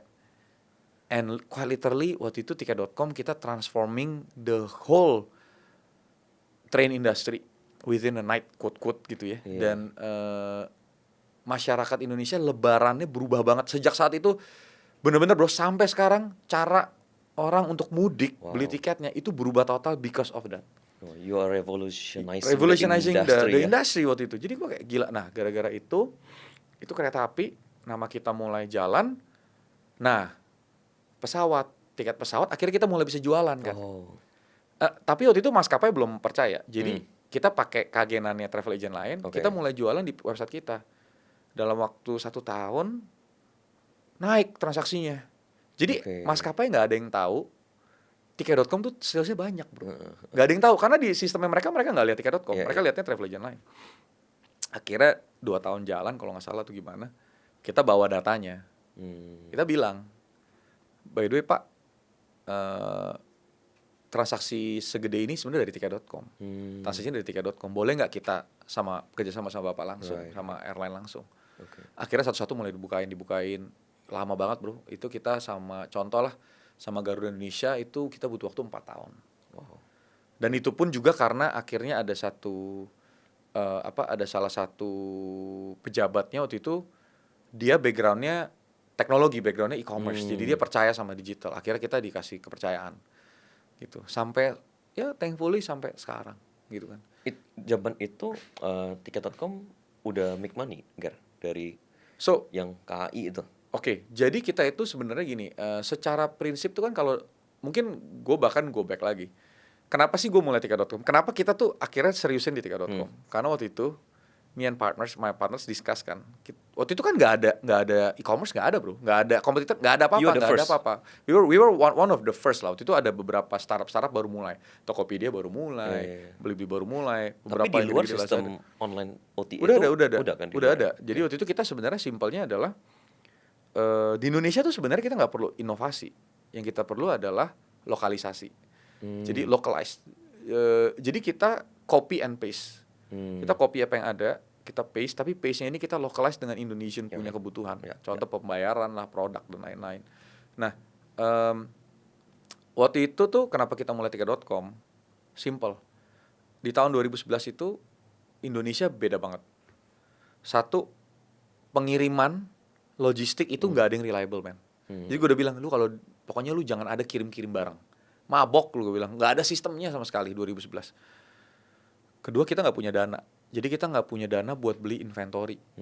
Jadi kita nggak mau yang ada namanya merchandising. Nggak sanggup beli barang gitu loh, nggak bisa beli barang. Yang ketiga, kita nggak punya tempat untuk nyimpen. Jadi kita nggak mau ada warehousing juga. Kita nggak mau ada tempat penyimpanan. So nggak ada kirim-kirim, nggak ada merchandising, dan nggak ada inventory, dan nggak ada warehouse. Wah enak nih, ya udah gue jualan travel aja. Karena kalau travel kan semuanya kan kasarnya kita nggak beli barangnya, tapi kita beli jasa, kita kasih jasa untuk orang bisa pakai, gitu kan. Kita kira gitu bro, kita kira gampang, enak kan. Tapi gue baru realize satu hal, semua itu harus balance. Karena travel itu tidak ada barangnya, penggunaan teknologinya jauh lebih susah. Karena tiket.com itu kita itu harus connect ke ribuan partners. Jadi kita tuh juga tergantung sama sistemnya partner kita.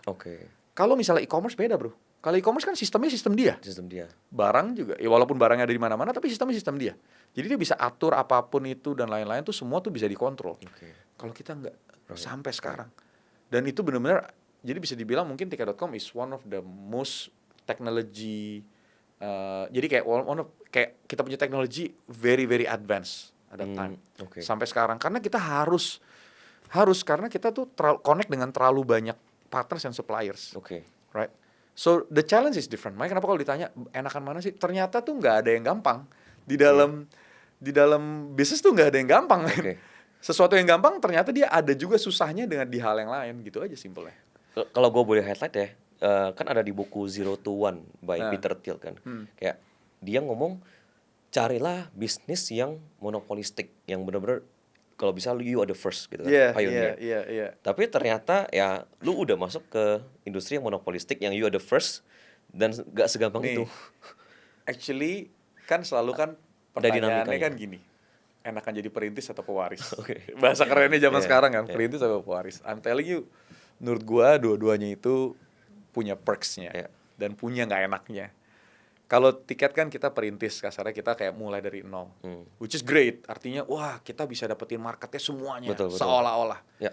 Tapi yang orang nggak tahu adalah karena kita mulai nggak ada awal sendirian, tidak ada yang percaya sama tiket.com. Satu, trust issue.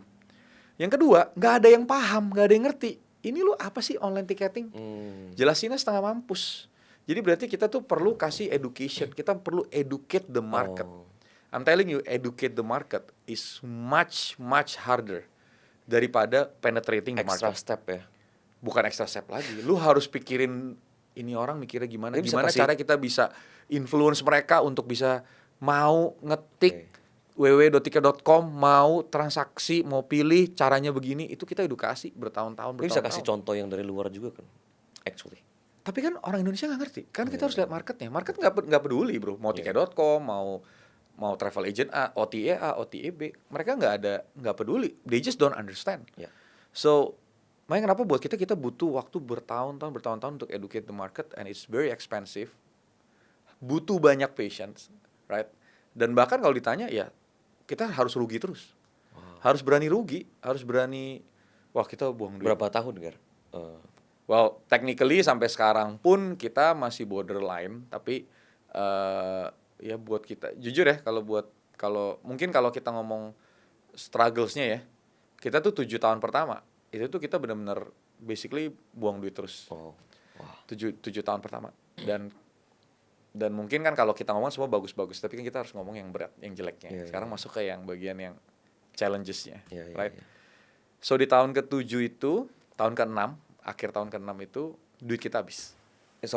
Mulainya tahun 2000 Kita 2011 berarti mulai.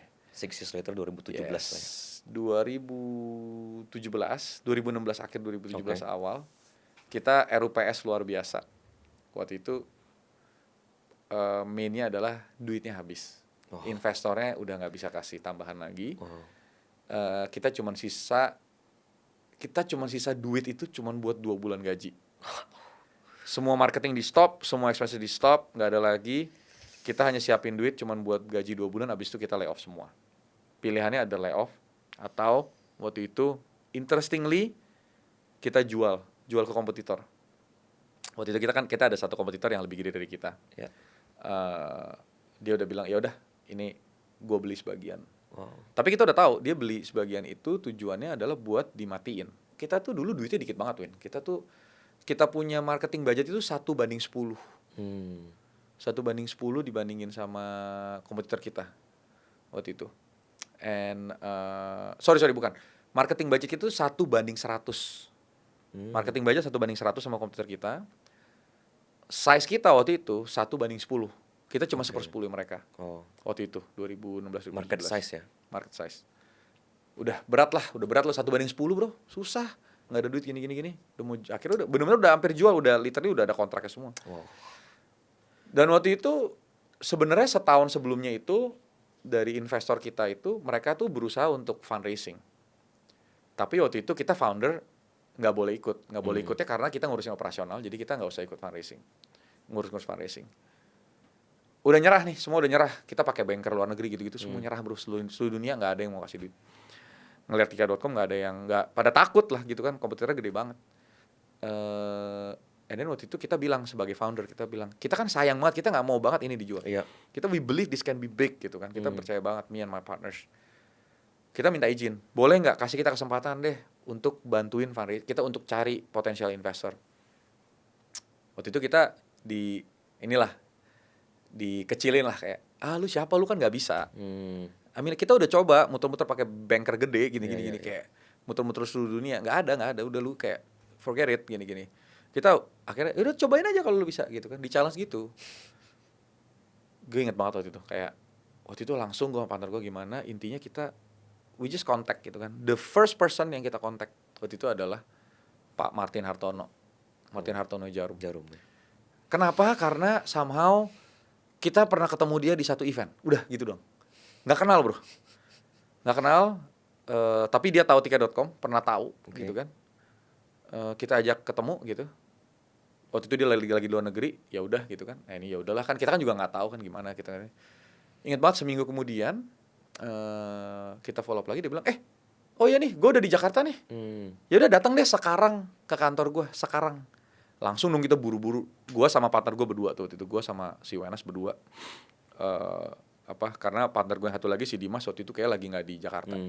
Jadi gue langsung buru-buru ke kantor dia. Yang lucunya kantor dia bro, itu ada di satu gedung sama kantor kompetitor kita itu.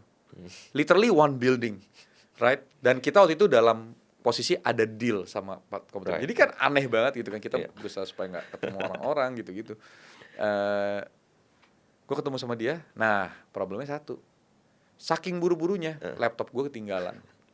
Jadi gue datang ke dia dengan tangan hampa. Partner gue datang dengan bawa badan doang, tanpa ada presentation, tanpa ada numbers, tanpa ada apa-apa. Literally gue cuma ngobrol kayak gue sama lu gini. Gue kayak, sorry banget kok Martin, gini-gini ketinggalan, gini-gini. Tapi boleh nggak gue bantu jelasin? Anyway, gue ngobrol waktu itu kayak bangsa 2 jam. Dia bilang, ya udah lu kirim ke gue detailnya nanti. Gini. Kirim email. Ya udah. Ya kan gue kira, ya udahlah ya, dia kan salah satu keluarga konglomerasi, basa-basi lah gitu kan. Ya udah gue kirim email, gue basa-basi. Gue nggak ada ekspektasi untuk di reply sama sekali karena waktu itu kan gue juga udah I feel bad karena first impressionnya jelek kan. Kayak nggak prepare gitu. Tapi emang kalau rencana Tuhan you'll never know. Kayak dia langsung reply gue. Oh ya. Ger, oke. Next week lu presentasi ya di kantor corporate kita. Proper presentation ya. Sama the whole directors, row of directors. Jadi the next week itu cuma 1 minggu kemudian gue langsung udah presentasi di depan direktur Jarum banyak. Presentasi, udah dong. Setelah presentasi udah kan, gue nggak ada expectation whatsoever. Time is ticking karena duit kita udah mau habis. Waktu itu kayak Februari waktu itu ya, Januari akhir atau Februari. And then duit kita udah habis di Februari harusnya. Langsung minggu ke depannya dia bilang, Ger, lunch meeting ya. Ya udah lunch meeting. Gue inget banget itu di 99, restoran 99 yang di Grand Indonesia. Di sana dia bilang gini, kan kita makan dulu dong. Oh ya mau makan, makanan baru pada datang nih, makanan kita baru datang sama kayak bapak-bapaknya ini kan sama direkturnya. Gue baru mau makan bro, gue inget banget gue baru mau makan. Gue inget banget pork knuckle, enak banget tuh, gue udah mau makan. Tiba-tiba si one of the director bilang, by the way, kita udah decide nih. Jadi kita nggak mau invest di tiket.com, tapi kita mau beli tiket.com 100%. Buset, kan kaget dong. Hah? Gila tuh langsung gue nggak bisa makan bro. Gue drop main ini terus gue kayak, hah maksudnya gimana pak? Kayak kita kaget gitu. Kita kaget banget tiba-tiba kan langsung gitu kan. Oke. Anyway, ya terus udah gitu kayak gila men. Itu dalam waktu cuman butuh waktu 3 minggu dari gue pertama kali kontak si Pak Martin. Less than a month lah.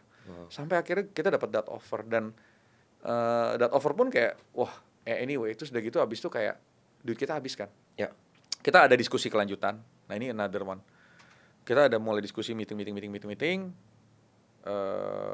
Nggak ketemu harganya. Nggak ketemu bro, harganya nggak ketemu. Kejauhan, bedanya jauh banget, 50%. Si Jarumnya udah telepon gue. Nah yang telepon ini which is mentor gue nih sekarang. Which is CEO-nya tiket sebelumnya itu adalah si Pak George. Dia telepon gue, Ger, kayaknya dealnya off ya, nggak jadi karena budgetnya kejauhan bedanya. Wah itu gue down banget.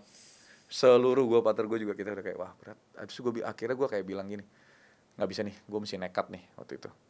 Gue telepon dia, ini kan setelah kita berapa kali Ya, negosiasi gini. Koh, lu lagi ada di mana? Gue samperin lu sekarang juga. Gue lagi nge-gym di Senayan City. Waktu itu udah malam kan, udah sore malam. Ya udah kok nggak apa-apa, gue tungguin aja. Gue datengin Senayan City, gue tungguin dia tuh di Salad Stop, tungguin dia sampai beres nge-gym. Udah malam, jam 8, jam 9. And then gue di situ kita ngobrol sampai tutup banget. Tapi di situ gue bilang, kok gue tahu lu ini kita jaraknya jauh gini-gini segala kan. Boleh nggak? Gue nekat banget. I have this one number. Gue guarantee you pasti seluruh shareholder gue pasti akan setuju dengan this number. Oke. Dan I think this number hopefully lu bisa bawa ke share the Jarum family supaya bisa jadi consideration. Final offer gitu. Kasih. Oh ya udah, tapi lu bisa garanti. Ini soalnya kan kalau padahal bro itu gue belum ngomong sama sekali sama shareholder gue semua. Gue nekat aja, I just throw the number karena gue rasa ini make sense segini. Udah dong. Ya udah gue tidur aja dan lain-lain. Jam 7 pagi 7:48 pagi gue dapat WhatsApp. Ger, I just had a meeting with the whole family and then we agreed with your number. Wow. Jadi gue deal pakai WhatsApp bro, that number. Wow. So gitu. Ya jadi kayak ya the rest is history. Waktu itu gue udah masih banyak story lah. Itu kayak bener-bener ups and downs-nya it's just quite amazing. And then salah satu yang amazingnya adalah kayak duit kita udah habis. Jadi waktu itu kita setelah udah deal value masih mau due diligence, kita bilang by the way kok gue boleh nggak request satu hal. Duit kita udah habis, boleh nggak gue pinjem duit dari lu? Mati nggak lu? Buat apa? Dia mau masuk ke kita, tapi sebelum itu beres dealnya gue minjem duit dulu. Mati nggak lu? Okay. Buat bayar gaji doang kok. Maksudnya supaya tiket.com-nya nggak keburu tutup, supaya karyawan gue nggak perlu lay off. Bener-bener nol ya. Dan mereka tuh nggak tahu kalau kita nggak punya duit. Jadi gue deal dulu dong, gue deal numbersnya dulu, baru di diligence. Tapi pas di situ, sebelum gue di diligence, gue bilang dulu, by the way kita nggak ada duit, boleh nggak? Gila mereka, karena mereka percaya sama tiket, mereka they believe sama kita juga, mereka kasih kita loan gede banget untuk bayar gaji ya. Untuk bayar gaji dan jaminannya saham kita semua. Oke. Ya udah oke loh gitu kan, ya udah. Tapi gila men, udah gitu doang. Karena gue nggak ada nothing else buat jadi jaminan kan. Jadi akhirnya gitu. Intinya kalau misalnya dealnya nggak jadi, sama. Ya gue harus. Ya intinya gue sama-sama bakal hilang anyway gitu kan. So dikasih itu dan gue due diligence itu gue minta secepat mungkin. Harusnya prosesnya itu bisa 6 bulan sampai setahun. Kita beresin dalam waktu 2 bulan bro. 2 bulan itu kita ada audit finance, audit pajak, audit apalah manajemen. Itu nggak tidur. Gue sempat meeting total 20 jam di ruang meeting yang sama, nggak keluar, cuman ke WC balik lagi, 20 hours man. Dari pagi sampai jam 5 pagi. Dari gue datang jam 8 pagi, gue pulang tuh jam 5 pagi, baru keluar dari ruangnya untuk make sure seluruh dokumennya deal beres. And then ya gitulah. Tapi ya makanya kenapa rata-rata mungkin orang-orang tuh customer kita tuh tahu tiket.com tuh mulai 2018.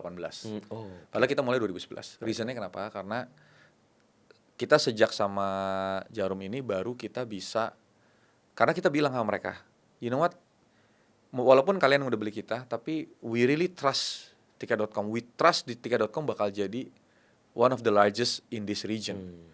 And we want to be a part of it. Gitu kan. Dan thankfully mereka percaya banget sama kita. Mereka actually pengen kita run the company. Jadi walaupun mereka yang udah beli, mereka mau run the company. Tapi kita bilang sama mereka dong kayak, by the way, setelah 1 tahun kita jalanin, ternyata hasilnya bagus banget. Growth-nya tinggi banget dan lain-lain. Pokoknya intinya the result was very good. Terus akhirnya kita bilang, by the way kita tuh sebenarnya kita entrepreneurs, bukan karyawan biasa. Dan mereka juga akhirnya kasih kita untuk buy back our own shares. Jadi kita akhirnya bisa beli saham kita balik sebagian. That's good. And then abis itu mereka juga kasih kita ESOP, stock option, yang lumayan sizable. Jadi kita punya ownership lumayan gitu di tiket kembali. Jadi sebelumnya gue udah pernah lepas 100% bro. Tiket.com gue udah pernah lepas. Gue udah banyak banget lah ups and downs tuh kalau shareholdership kayak macam-macam. Tapi kita udah pernah ngerasain segala jenis. Kita udah pernah ngerasain pecah kongsi, dipaksa jual saham, dipaksa beli saham, dipaksa untuk hal yang lain. Terus udah gitu kayak berantem lah, nggak cocok lah, ada shareholder yang maksa jual, ada shareholder yang ngasih gratis, ya gitu-gitu udah macam-macam lah. Tapi pokoknya intinya kayak karena again at the end of the performance speaks sih. Jadi waktu itu result speaks. Kayak fast forward sekarang itu kita kan dulunya kan 1:10 size-nya. Sekarang itu kita cuman 1:2 kira-kira. Wow. Gitu. And actually we did that with only like 3 years, 3 tahun. And abis itu yang gila lagi kita kira udah oke kan, waktu itu kita mau prepare buat IPO apa segala lain-lain. 2020 COVID pandemic, and actually the first industry yang paling kena adalah travel industry. Right. Karena kan pembatasan di mana-mana gitu kan, restrictions. Quite literally we cannot sell anything.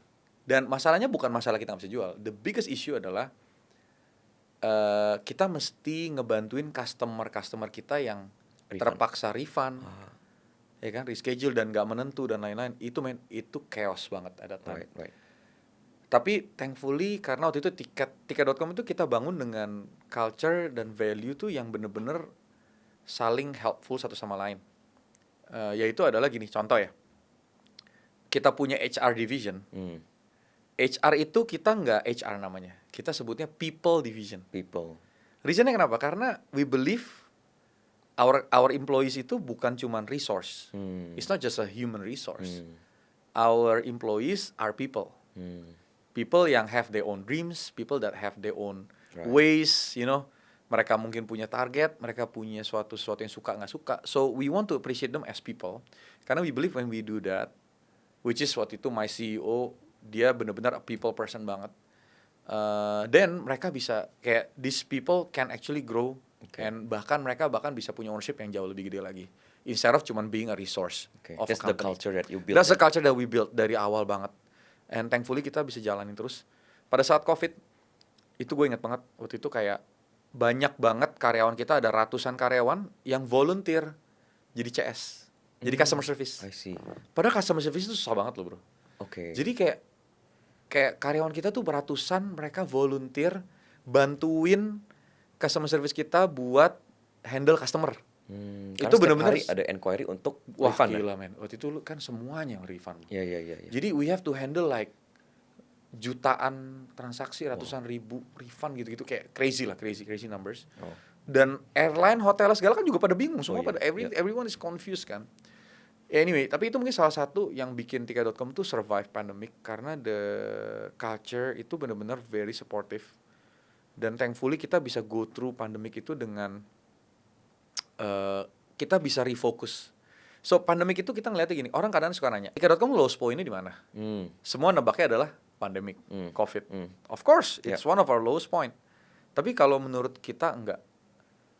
So menurut kita the lowest point adalah 2017, di mana kita hampir harus lay off seluruh karyawan. Tinggal 2 bulan. Yes. Gitu ya. Itu gue pada saat gue inget banget, gue ngeliat 220 orang waktu itu kita karyawannya. Gue berasa tanggung jawab sama 220 kali 3, which is 660 orang. Kenapa? Kan mereka punya suami, punya istri, dan punya anak. I see. Or whatever. You know, like their family. The family ya. Jadi kita tuh ngerasa tuh itu benar-benar ada time it was very tough, karena kita ngerasa kayak dalam waktu ini kita nggak bisa bayar mereka lagi, we have to lay off mereka, kita harus lay them off dan lain-lain gitu kan. Right. That was our kita punya toughest time. Dan Tapi berhasil karena kita udah berhasil lewatin itu, jadi COVID itu buat kita it's a big problem, tapi it's not the lowest. Jadi kita ngerasa we can go through this. Yang penting kita tahan aja, yang penting kita sabar. Kita sabar aja, kita sabar. Nah pada saat di sesi COVID itu kan kita nggak bisa ngapa-ngapain. Kita berbenah diri. That's our time selama 2 tahun, basically hampir 2 tahun itu kita benar-benar berbenah dirinya tuh kayak semuanya. Kita rapiin sistem-sistem, kita rapiin, kita punya prosedur, kita rapiin, kita punya produk, kita make sure ini bakal bagus. Walaupun kita nggak tahu kapan bisa jualan lagi, tapi at least karena nganggur juga semua kan, jadi kita ya udah we just build our system much better aja. Pada saat jadi kita berusaha untuk prepare, jadi kita kalau udah recover kita bisa lari langsung. Right. Dan ternyata bener gitu kan. Jadi kita mulai 2022 itu, jadi kalau kita lihat grafiknya tiket tuh kayak pas awal tuh kan pelan, like Disney kayak gini gitu ya, kayak kasarnya pelan-pelan. Terus udah gitu 2016, 2017, 2018 pas udah naik banget, bagus 2020 anjlok jebret abis kan. Tapi 2022 itu langsung gini, tek tek tek tek tek tek tek, tek naik ke atas. Wow, oke. Naiknya tinggi banget, langsung kayak begini. 2022, 2023, 2024 itu tinggi banget. Kayak cepet banget naiknya. Dan kita, yang gua bingung juga di 2022 itu malah kita bisa IPO sama, Iya. kita bisa go public sama our sister company juga. Jadi kita masuk dalam satu holding, yaitu namanya Blibli Ticket Group. Kode Gitu kan. sahamnya beli ya. Beli ya. Beli. Beli waktu itu beli itu salah satu ide dari gua sama tim gua, karena kan itu kan kita lagi mau prepare buat IPO dan lain-lain. The whole group ini kan bukan cuma tiket.com ya. Kita mikir apa ya ticker name-nya yang bagus gitu kan. Terus kayak habis itu kita pikir-pikir kayak karena kan kita punya sister company namanya Blibli kan. Kenapa kita nggak namanya Beli? Kenapa BELI? Jadi kalau lu mau beli sahamnya, lu ngomongnya beli-beli. Tapi kalau misalnya lu mau jual sahamnya, lu ngomongnya adalah jual beli. Jadi apapun jadi beli. Kan beli is a positive things kalau That's misalnya good, di yeah. stock market kan. So, you know what, we believe in optimism. So, everything is beli. That's good. So, kita sebutnya beli gitu kan. Jadi kayak nggak ada jual, karena jual pun jual beli. Kasarnya begitu loh. Jadi so itu sih salah satu yang kita jalanin. Makanya kenapa kayak justru malah after COVID malah kita bisa ini, karena kita pada saat downtime-nya itu kita prepare buat our dream yang nantinya setelahnya gitu. Per this year, how big is tiket.com? Kayak boleh share nggak valuasi tiket.com? Yes, I think so. The group itself is public, right? I think right now the valuation is, kalau nggak salah itu, tapi ini bukan tiket.com doang ya, but the whole group. The whole group tuh di dalam grup kita itu yang gede-gede itu ada tiket.com, ada Blibli, ada Range Market, sama ada Deko Rumah. So those 4 brands. Karena this group itu konsepnya adalah omni channel. Jadi kita berusaha untuk cater seluruh kebutuhannya customer kita. Hampir 88% dari semua kebutuhan customer itu bisa dibeli within our ecosystem. So it's online and offline punya match gitu kan. I think last valuation is around 3, something billion US dollar. Yeah. Wow. Jadi almost 4 gitu kan, 3 something gitu, kayak ups and downs gitu-gitu lah ya. Tapi jujur aja I think it's still very early days. The group, jadi kalau di grup kita itu, di grup Jarum and di grup Blibli Ticket Group ini, we believe in investing in the nation. Maksudnya kayak kita tuh ngelihatnya tuh benar-benar we want to grow with Indonesia lah, kasarnya gitu kan. Jadi kita benar-benar invest in this country. We believe this one is just a beginning. The potential is huge. Simple banget sebenarnya. Indonesia itu adalah negara ketiga ya, the most populous country in the world now. Enggak, 4 ya, bukan 4 ya. 4 atau 3? 4 ya. Jadi kayak satu kan, 4 Satu China, kedua Amerika atau India. Amerika. Kayaknya Brazil. Ya pokoknya gitu lah. Abis itu Indonesia. Brazil di bawah kita pastinya. So kita tuh actually the 4th most populous country in the world. 3 yang di atas kita itu semuanya itu mereka punya online travel sama e-commerce. Itu tuh udah valuasinya jauh di atas kita, jauh banget, udah kejauhan. Bisa puluhan kali lipat. Indonesia yang keempat, most populous country in the world. At the end of the day, economy is all about numbers. You know, like memang GDP per kapita kita masih rendah. Betul. Right? Tapi GDP kita selalu growing every year, which is good. Berarti one day kita akan mencapai GDP per kapita yang akan menyerupai mereka, right? These other countries. Jadi secara otomatis the businesses within the country itu akan grow juga secara value. Makanya kenapa kayak we truly believe this is just a beginning for us. Makanya kenapa kita keep investing in the future. Jadi kita tuh very konsisten banget, beda sama mungkin our competitors gitu out there gitu kan. Jadi yes mungkin kayak kita mungkin di dalam beberapa industri mungkin not the largest yet gitu ya. Tapi kalau gue bener-bener I'm really impressed with the way Jarum run their businesses gitu. Mereka really believe in the country, in Indonesia. Kayak simple banking gitu kan. Mereka believe in the finance, the banking. Mereka punya one of the largest retail bank di Indonesia and one of the most trusted. Makanya kayak I think trust itu number 1 dari customer. So kita invest a lot on trust. Kayak I think buat online travel, tiket.com punya salah satu atau bisa bilang kayak basically one of the best customer service team. Dan kita benar-benar the way we handle our customer tuh kita benar-benar pikirin mereka tuh we want to delight our customer. Lu tau gak visinya Tiket.com salah satunya apa yang paling major? Apa? We want to be the most lovable travel apps. Lovable. Lovable loh. Right? Lovable tuh kita gak ngomong soal nomor satu. Karena kita percaya pada saat lu dicintai banget, lu pasti akan one day akan jadi nomor satu. Yes. Wow. So we want to be loved by our customer, right? Makanya kenapa kayak bahasa kerennya tuh we want to delight our customers. Oh, so good. So makanya kenapa kayak customer service kita itu kita karena orang ngeliat kan kayak customer service tuh nggak kelihatan duitnya, Ya. right? Tapi gue selalu bilang kayak kadang-kadang orang kan suka masalah beli di sini beli di sana kayak ada karena travel itu jasa, travel itu tuh lu nggak bisa kontrol, lu nggak bisa kontrol airline, lu nggak bisa kontrol hotel ya dong, lu nggak bisa kontrol sewa mobil, lu nggak bisa kontrol event, bahkan lu nggak bisa kontrol karena itu it's not ours to control. Tapi yang kita bisa lakukan adalah kita memberikan service yang terbaik pada saat mereka belinya di kita. Apapun masalahnya, apapun yang mereka mau tuh kita usahakan supaya kita bisa help them. Wow. Gitu. And that's what we do. That's what we do. Yes. That's a good culture sih. Yeah. Yeah. Let's talk about this, Ger. The mentality and characteristic of entrepreneur gitu kan. Tadi lu ngomong lowest point, terus lu akhirnya ngobrol sama this konglomerasi dan lain-lain, nah, akhirnya they love you dan lain-lain. What do you think harus ada dalam seorang entrepreneur dari segi mentality atau karakteristik yang paling important lah gitu? Yeah. Mungkin 2 atau 3 gitu. Right. I think kalau entrepreneurials itu ada satu mungkin yang bahasa zaman sekarang keren itu grit. G-R-I-T. Okay. Grit tuh kayak lu kayak apa? You just have to do it gitu. Apa ya kasarnya? Tekad ya. Tekad ya. Karena I think being an entrepreneurs atau business owners tuh lu nggak bisa lihat lu punya reward secara langsung. Right. Kalau karyawan profesional, kalau profesional is good. Lu punya skill apa, lu akan dibayar Langsung. karena skill lu itu atau karena waktu lu akan dibayar secara langsung. Jadi you can see the reward right away, right? But the problem with being an entrepreneur atau any business owners itu adalah kayak you cannot see the reward secara langsung. Jarang banget lah gitu. Yeah.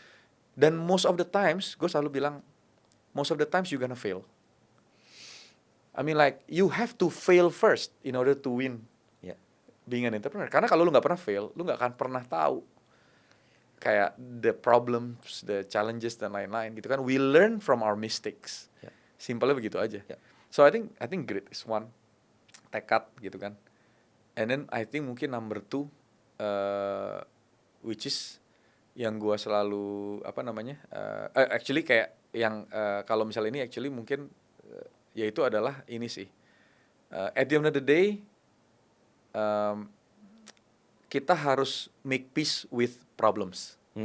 Orang banyak yang sukanya menghindar dari masalah. Wow, that's good. Tapi kalau misalnya I think menurut gue kayak gue selalu simpel begini. Oke, simpelnya adalah kayak kalau misalnya entrepreneurs itu apa sih sebenarnya? Entrepreneurs itu as simple as ada problems yang big enough, yang sizable enough, yang masih make sense, tapi satu hal yang orang tuh pengen banget untuk di-solve. Right? Betul. Kenapa? Karena pada saat ada problem yang big enough, yang orang pengen banget untuk di-solve, kalau ada yang berhasil menyelesaikan masalah itu, right? People are willing to pay. Right? Jadi makanya kenapa kayak gue selalu bilang kayak, you know what? Entrepreneurials itu kita nggak mulai dari big ideas. Entrepreneurs itu kita mulai dari big problems. From big problems kita baru come up with a lot of ideas. Right.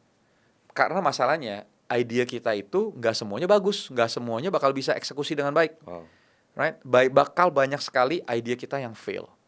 Jadi sebagai entrepreneur mungkin kayak one of the big message adalah jangan pernah relying sama our ideas. Right. Karena kadang-kadang orang rasa ide gue bagus, gue percaya banget sama ini, which is good, I think it's good, bukannya jelek. Tapi what happens if it fails? Lu jadi nggak punya pegangan, you feel like, aduh my idea fails. But kalau yang lu pegang adalah problemnya, you still focusing on the same problem, the right problem, lu fail in one ideas, lu bakal come up with the second ideas. Right. Second idea fails, you come up with the third ideas, right? Jadi you keep trying to hit the problems from different angle That's good. sampai akhirnya you find it right. Atau akhirnya you decide gua harus pivot. Maybe the idea is not relevant Yeah. enough. Maybe the idea apparently orang nggak peduli, Yeah, gitu kan? Banyak problems yang orang nggak peduli ternyata. Banyak problem yang orang nggak peduli, orang nggak willing to pay. Jadi kayak maybe mungkin itu kita harus tweak juga. Yeah, yeah. Tapi in general, so kita harus jadi teman sama problem sini. Kayak contoh Tiket.com. Tiket.com sampai sekarang kita 14 tahun kita masih dealing with the same problem, which is we want to make sure orang tuh bisa travel, orang bisa contribute to the tourism and travel industry dengan sangat simple banget, you know. Itu kita belum solve. Kita percaya itu kita belum solve. Tapi caranya kita solve every single year, every single quarter, idenya beda-beda. Solusi yang kita siapin setiap quarter beda-beda. We always come up with the newest thing, with the new innovation untuk kita bisa bantu orang. Contoh paling simple ya, one of the big thing. Zaman dulu itu salah satu biggest issue-nya adalah issue traveler adalah kalau mereka nggak bisa terbang, mereka ada masalah atau apa, mereka harus cancel flight-nya. Mereka mau refund pesawat zaman dulu itu bisa 3 bulan sampai 6 bulan. Zaman dulu tuh, ingat banget gua, right? You know, dan susah, lu harus telepon airline, harus telepon ini kirim ini. Sekarang di Tiket.com kita waktu itu come up sama namanya Smart Refund. Itu kayak salah satu our biggest win. Itu kita orang bisa kalau mau refund atau apa, lu tinggal klik, lu tinggal kasih tahu alasannya. Lu langsung tahu right away berapa jumlah yang lu bakal di refund secara otomatis. Kita siapin matriksnya, and then langsung lu ditransfer, almost instant refund gitu. Jadi kayak you know like those ideas. Dan itu kalau gue lihat, gue kemarin lihat datanya, gila men. Kalau misalnya gue belum solve itu, kita butuh sekarang customer service kita itu ada hampir 400 orang. Kalau kita belum solve that particular problem, different problem, kita mungkin perlu siapin sekitar 1.500 sampai 2.000 orang. Gitu untuk to solve that. Untuk manual gitu maksudnya. Jadi kayak itu sih, I think tekad, and then abis itu kayak love the problems, right?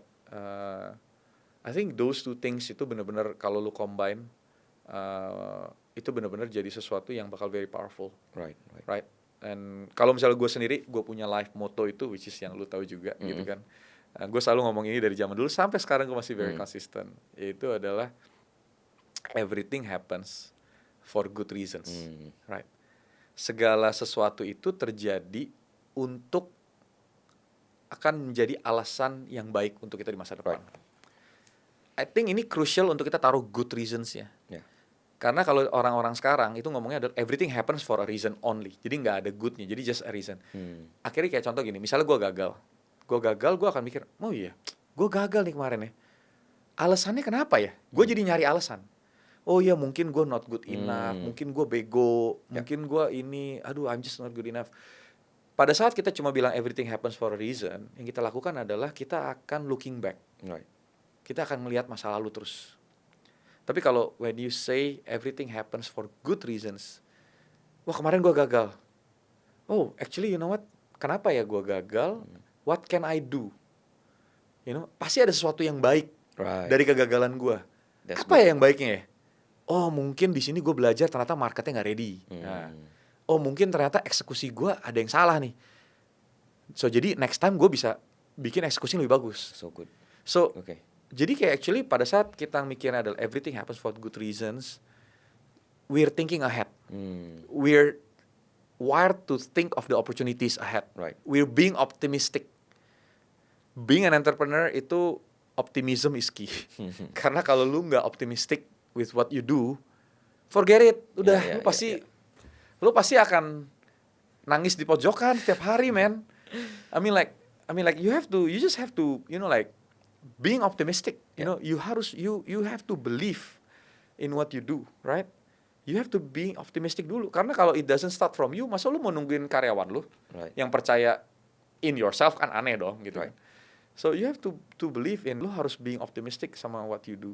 And dari situ lu akan dapetin that ideas, akan dapetin that energy. Karena kan energy kan kadang lu kalau lagi gagal kan berat gitu ya. But you gonna have that energy gitu out of that optimism. So Iya sih, I mean like kalau bahasa simpelnya, hidup udah susah, Ya, right? Jangan lu tambahin pikiran lu makin susah lagi. I mean like, might as well stay just positive, stay positive. Try to stay. stay It's not optimistic. easy to do that, but daripada kita mikirin yang negatif terus, Oke. lebih baik kita pikirin yang positifnya. Oke. Karena negatifnya akan selalu ada. Oke. Maksudnya, iya. Oke, Gitu. Ger, before I ask you my final question, Yes. I just wanna say kayak thank you for building tiket.com. Kayaknya ini salah satu brand lokal Indonesia yang kebanggaan Indonesia lah. Amin. Ya. Udah go internasional juga kan? Yes. Yes, dan thank you for revolutionizing ticketing industry ya, Yeah, online yeah, ticketing yeah, industry. Dan thank you for not giving up juga. Yes. Yes. Okay, before we close, final question. Sorry, mungkin actually just to add a bit okay. ya. Tiket.com itu possibly company atau brand terakhir yang shareholdernya semua full Indonesia, Indonesian shareholders, wow. dan semua foundersnya masih running the company. Other than Tiket.com kayaknya udah hampir nggak ada. Okay. So I think itu sesuatu yang kayak I'm Yeah, very yeah. proud of right now. Kedepannya kita nggak pernah tahu, tapi at least right now kita masih bisa keep it like 100% Indonesian. Wow. And then like all of the founders, me and my partners masih 100% every day thinking about this, like just trying to solve the problem every day. Gitu. Thank you for being the pride of Indonesia. we call it. Yeah, hopefully lah. Yeah. My final question adalah we all talk about 2030, I think 2030 AI and all that gitu ya. Menurut lo apa concern paling utama di lu lah ya di tiket.com Yeah. menuju ke 2030? Yes. So, okay, I think yang paling simpel adalah gini.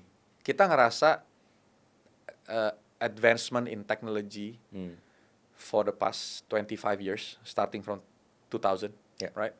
Dari tahun 2000 .com boost waktu itu kan, sampai sekarang itu kita berasa cepet banget, Yeah. right? Everything is so fast, technology, social media, like perusahaannya jadi gede semua, ya kan? Technology companies in the world kayak gede-gede semua, kayak bayangin informasi yang di sharing banyak banget gitu kan. We can finally find anything now.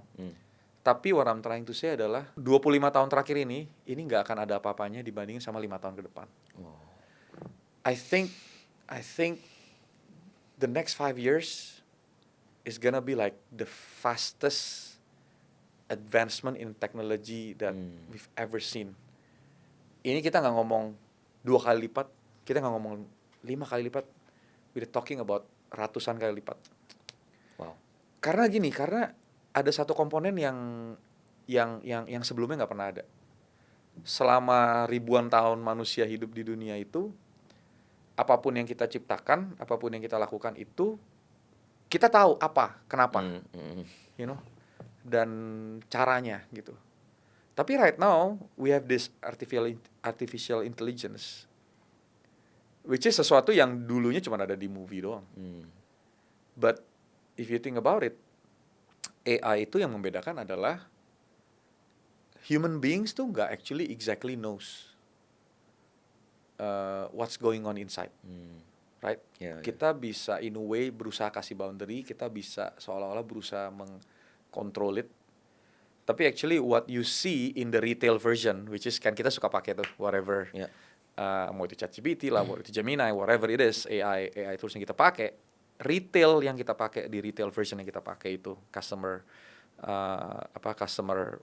retail punya kita pakai itu sesuatu yang versinya udah jauh ketinggalan daripada apa yang sebenarnya ada di research R&D sekarang. Kayak kita selalu ngomong di kantor juga sama, what you see now is possibly apa yang di-invent 1 year ago. Dan pertumbuhannya itu 10 kali lipat per bulan. Every month is like 10x gitu. That's the kind of power and the kind of knowledge and technology yang lo bisa lihat. Kayak simple deh. Just 6 months ago, lo nggak bisa generate foto dengan bagus melalui ChatGPT. I mean like, lo pasti lihat nih agak aneh. Sekarang lo hampir nggak bisa bedain. Wow, iya betul. Simple. Video also the same. Yang paling gila lagi, actually, gue suka praktekin sama temen-temen gue. Lu ngobrol sama ChatGPT sekarang. Dia pakai voice, ada Ya. voice-nya kan. Kita udah hampir nggak bisa bedain antara itu suara manusia dan suara AI. Sekarang udah nggak bisa. Win. Dari accent dan Udah nggak bisa. Nanti I can show you after this. Dan lu bisa bilang pakai aksen Indonesia Jakarta gitu. Anak Jakarta, bahasa anak gaul. Gen Z bahasa gaul. As if you're talking to like someone in front of you. Lu udah nggak bisa bedain. Wow. 100% nggak bisa bedain. So maksud gua kayak all these things itu is going to disrupt every industry yang ada di muka bumi ini, itu gua rasa. Right. Of course, kayak kalau ditanya banyak nggak concernnya? Banyak gitu kan. Kita juga kayak, wah gimana ya gitu ya. Tapi I think the best that we can do adalah, yang kita harus lakukan adalah kita, kayak orang, wah kita harus limit. Menurut gua, I think kalau bahasanya tuh kayak, the beast is out of the cage now. Maksudnya kayak, kita udah nggak bisa limit it. I mean, it's already like, udah Rilis ya. it's a release. I mean, itu bakal kayak selalu akan grow, akan selalu. Simpelnya adalah kayak kita coba arahin selalu buat the goodness of humankind. So we have to do our part to use this AI atau misalnya to use all this new technology, right? To help people. Yang paling fokusnya harus di situ, bro. Ya. Right? Misalnya kayak contoh di tiket tuh kita actually invest quite a lot on the AI part. Ada satu project yang kita jalanin, kita bangun, gue amazed banget karena itu berhasil buat nge-reduce spending gue di salah satu marketing channel itu by 70%. Tapi dia bisa increase the profitability of that channel by 3x, 3 times. Dan semuanya automated. Sebelumnya semuanya setengah mati, manual dan lain, everything is automated. You know, like those things. Soon kita bakal rilis di Halo Ticket tuh kita punya call center, kita punya customer service. Kita bakal rilis satu new technology which is basically, kan kita biasanya kalau customer service kita pakai chat sukanya. So soon lu nggak bakalan bisa bedain antara it's a real person atau it's a chatbot. Karena this chatbot itu dia akan benar-benar help you as if they're a person. Dia bisa langsung bantuin lu untuk nge-refund, reschedule, whatever. Kita bakal kayak connectin everything. So jadi lu nanti kayak customer service lu kayak bener-bener you can do anything by chat, dan itu kita quite literally nggak usah ada orang di sana. Gitu. Of course bakal ada yang monitoring QA dan lain-lain, tapi kayak I mean like those things we feel is gonna help people. Karena yang penting adalah orang merasa terbantukan kan. Sebenarnya kan itu kan. Ya, betul. Technology has always been that way. Nggak ada bedanya sampai all these new things juga sama.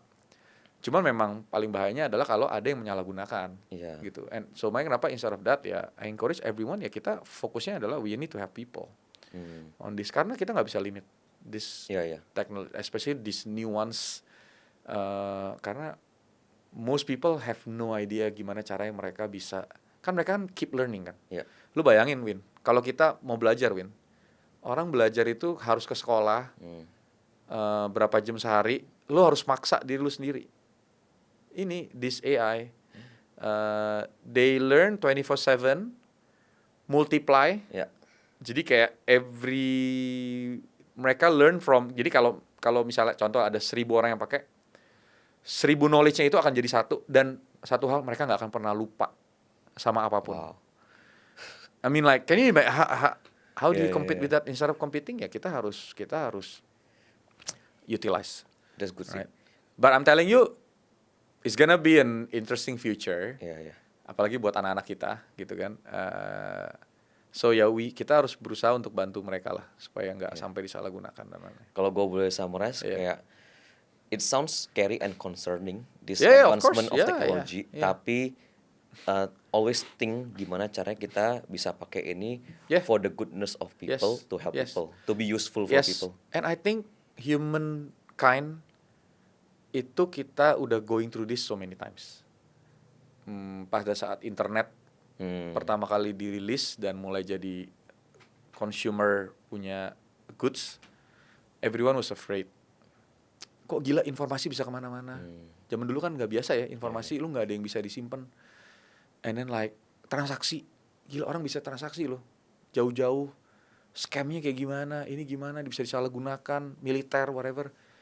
We survive so far, dan kita berhasil untuk at least sebagian besar, walaupun pasti banyak negatifnya juga, tapi kita berhasil untuk pakai ini untuk that development of humankind juga. So 100 tahun yang lalu it's cars, transportation. That was like tahun 1800, 1900-an, right? Orang tadinya cuman bisa hidup di sekitar radius 5 kilometer seumur hidupnya, atau 10 maksimum. Tiba-tiba they can go anywhere. Ngeri dong. Wah gila bisa gini. I mean like ini gitu loh. Tapi apa ya nih, we can utilize that juga gitu. So hopefully, tapi yang bedanya adalah ini bakal jadi jauh lebih cepat. So or ya itu sesuatu yang memang I mean like mau nggak mau kita pasti akan dipaksa untuk bisa adapt. Oke. Alright, Gary Undarsa again. Yes.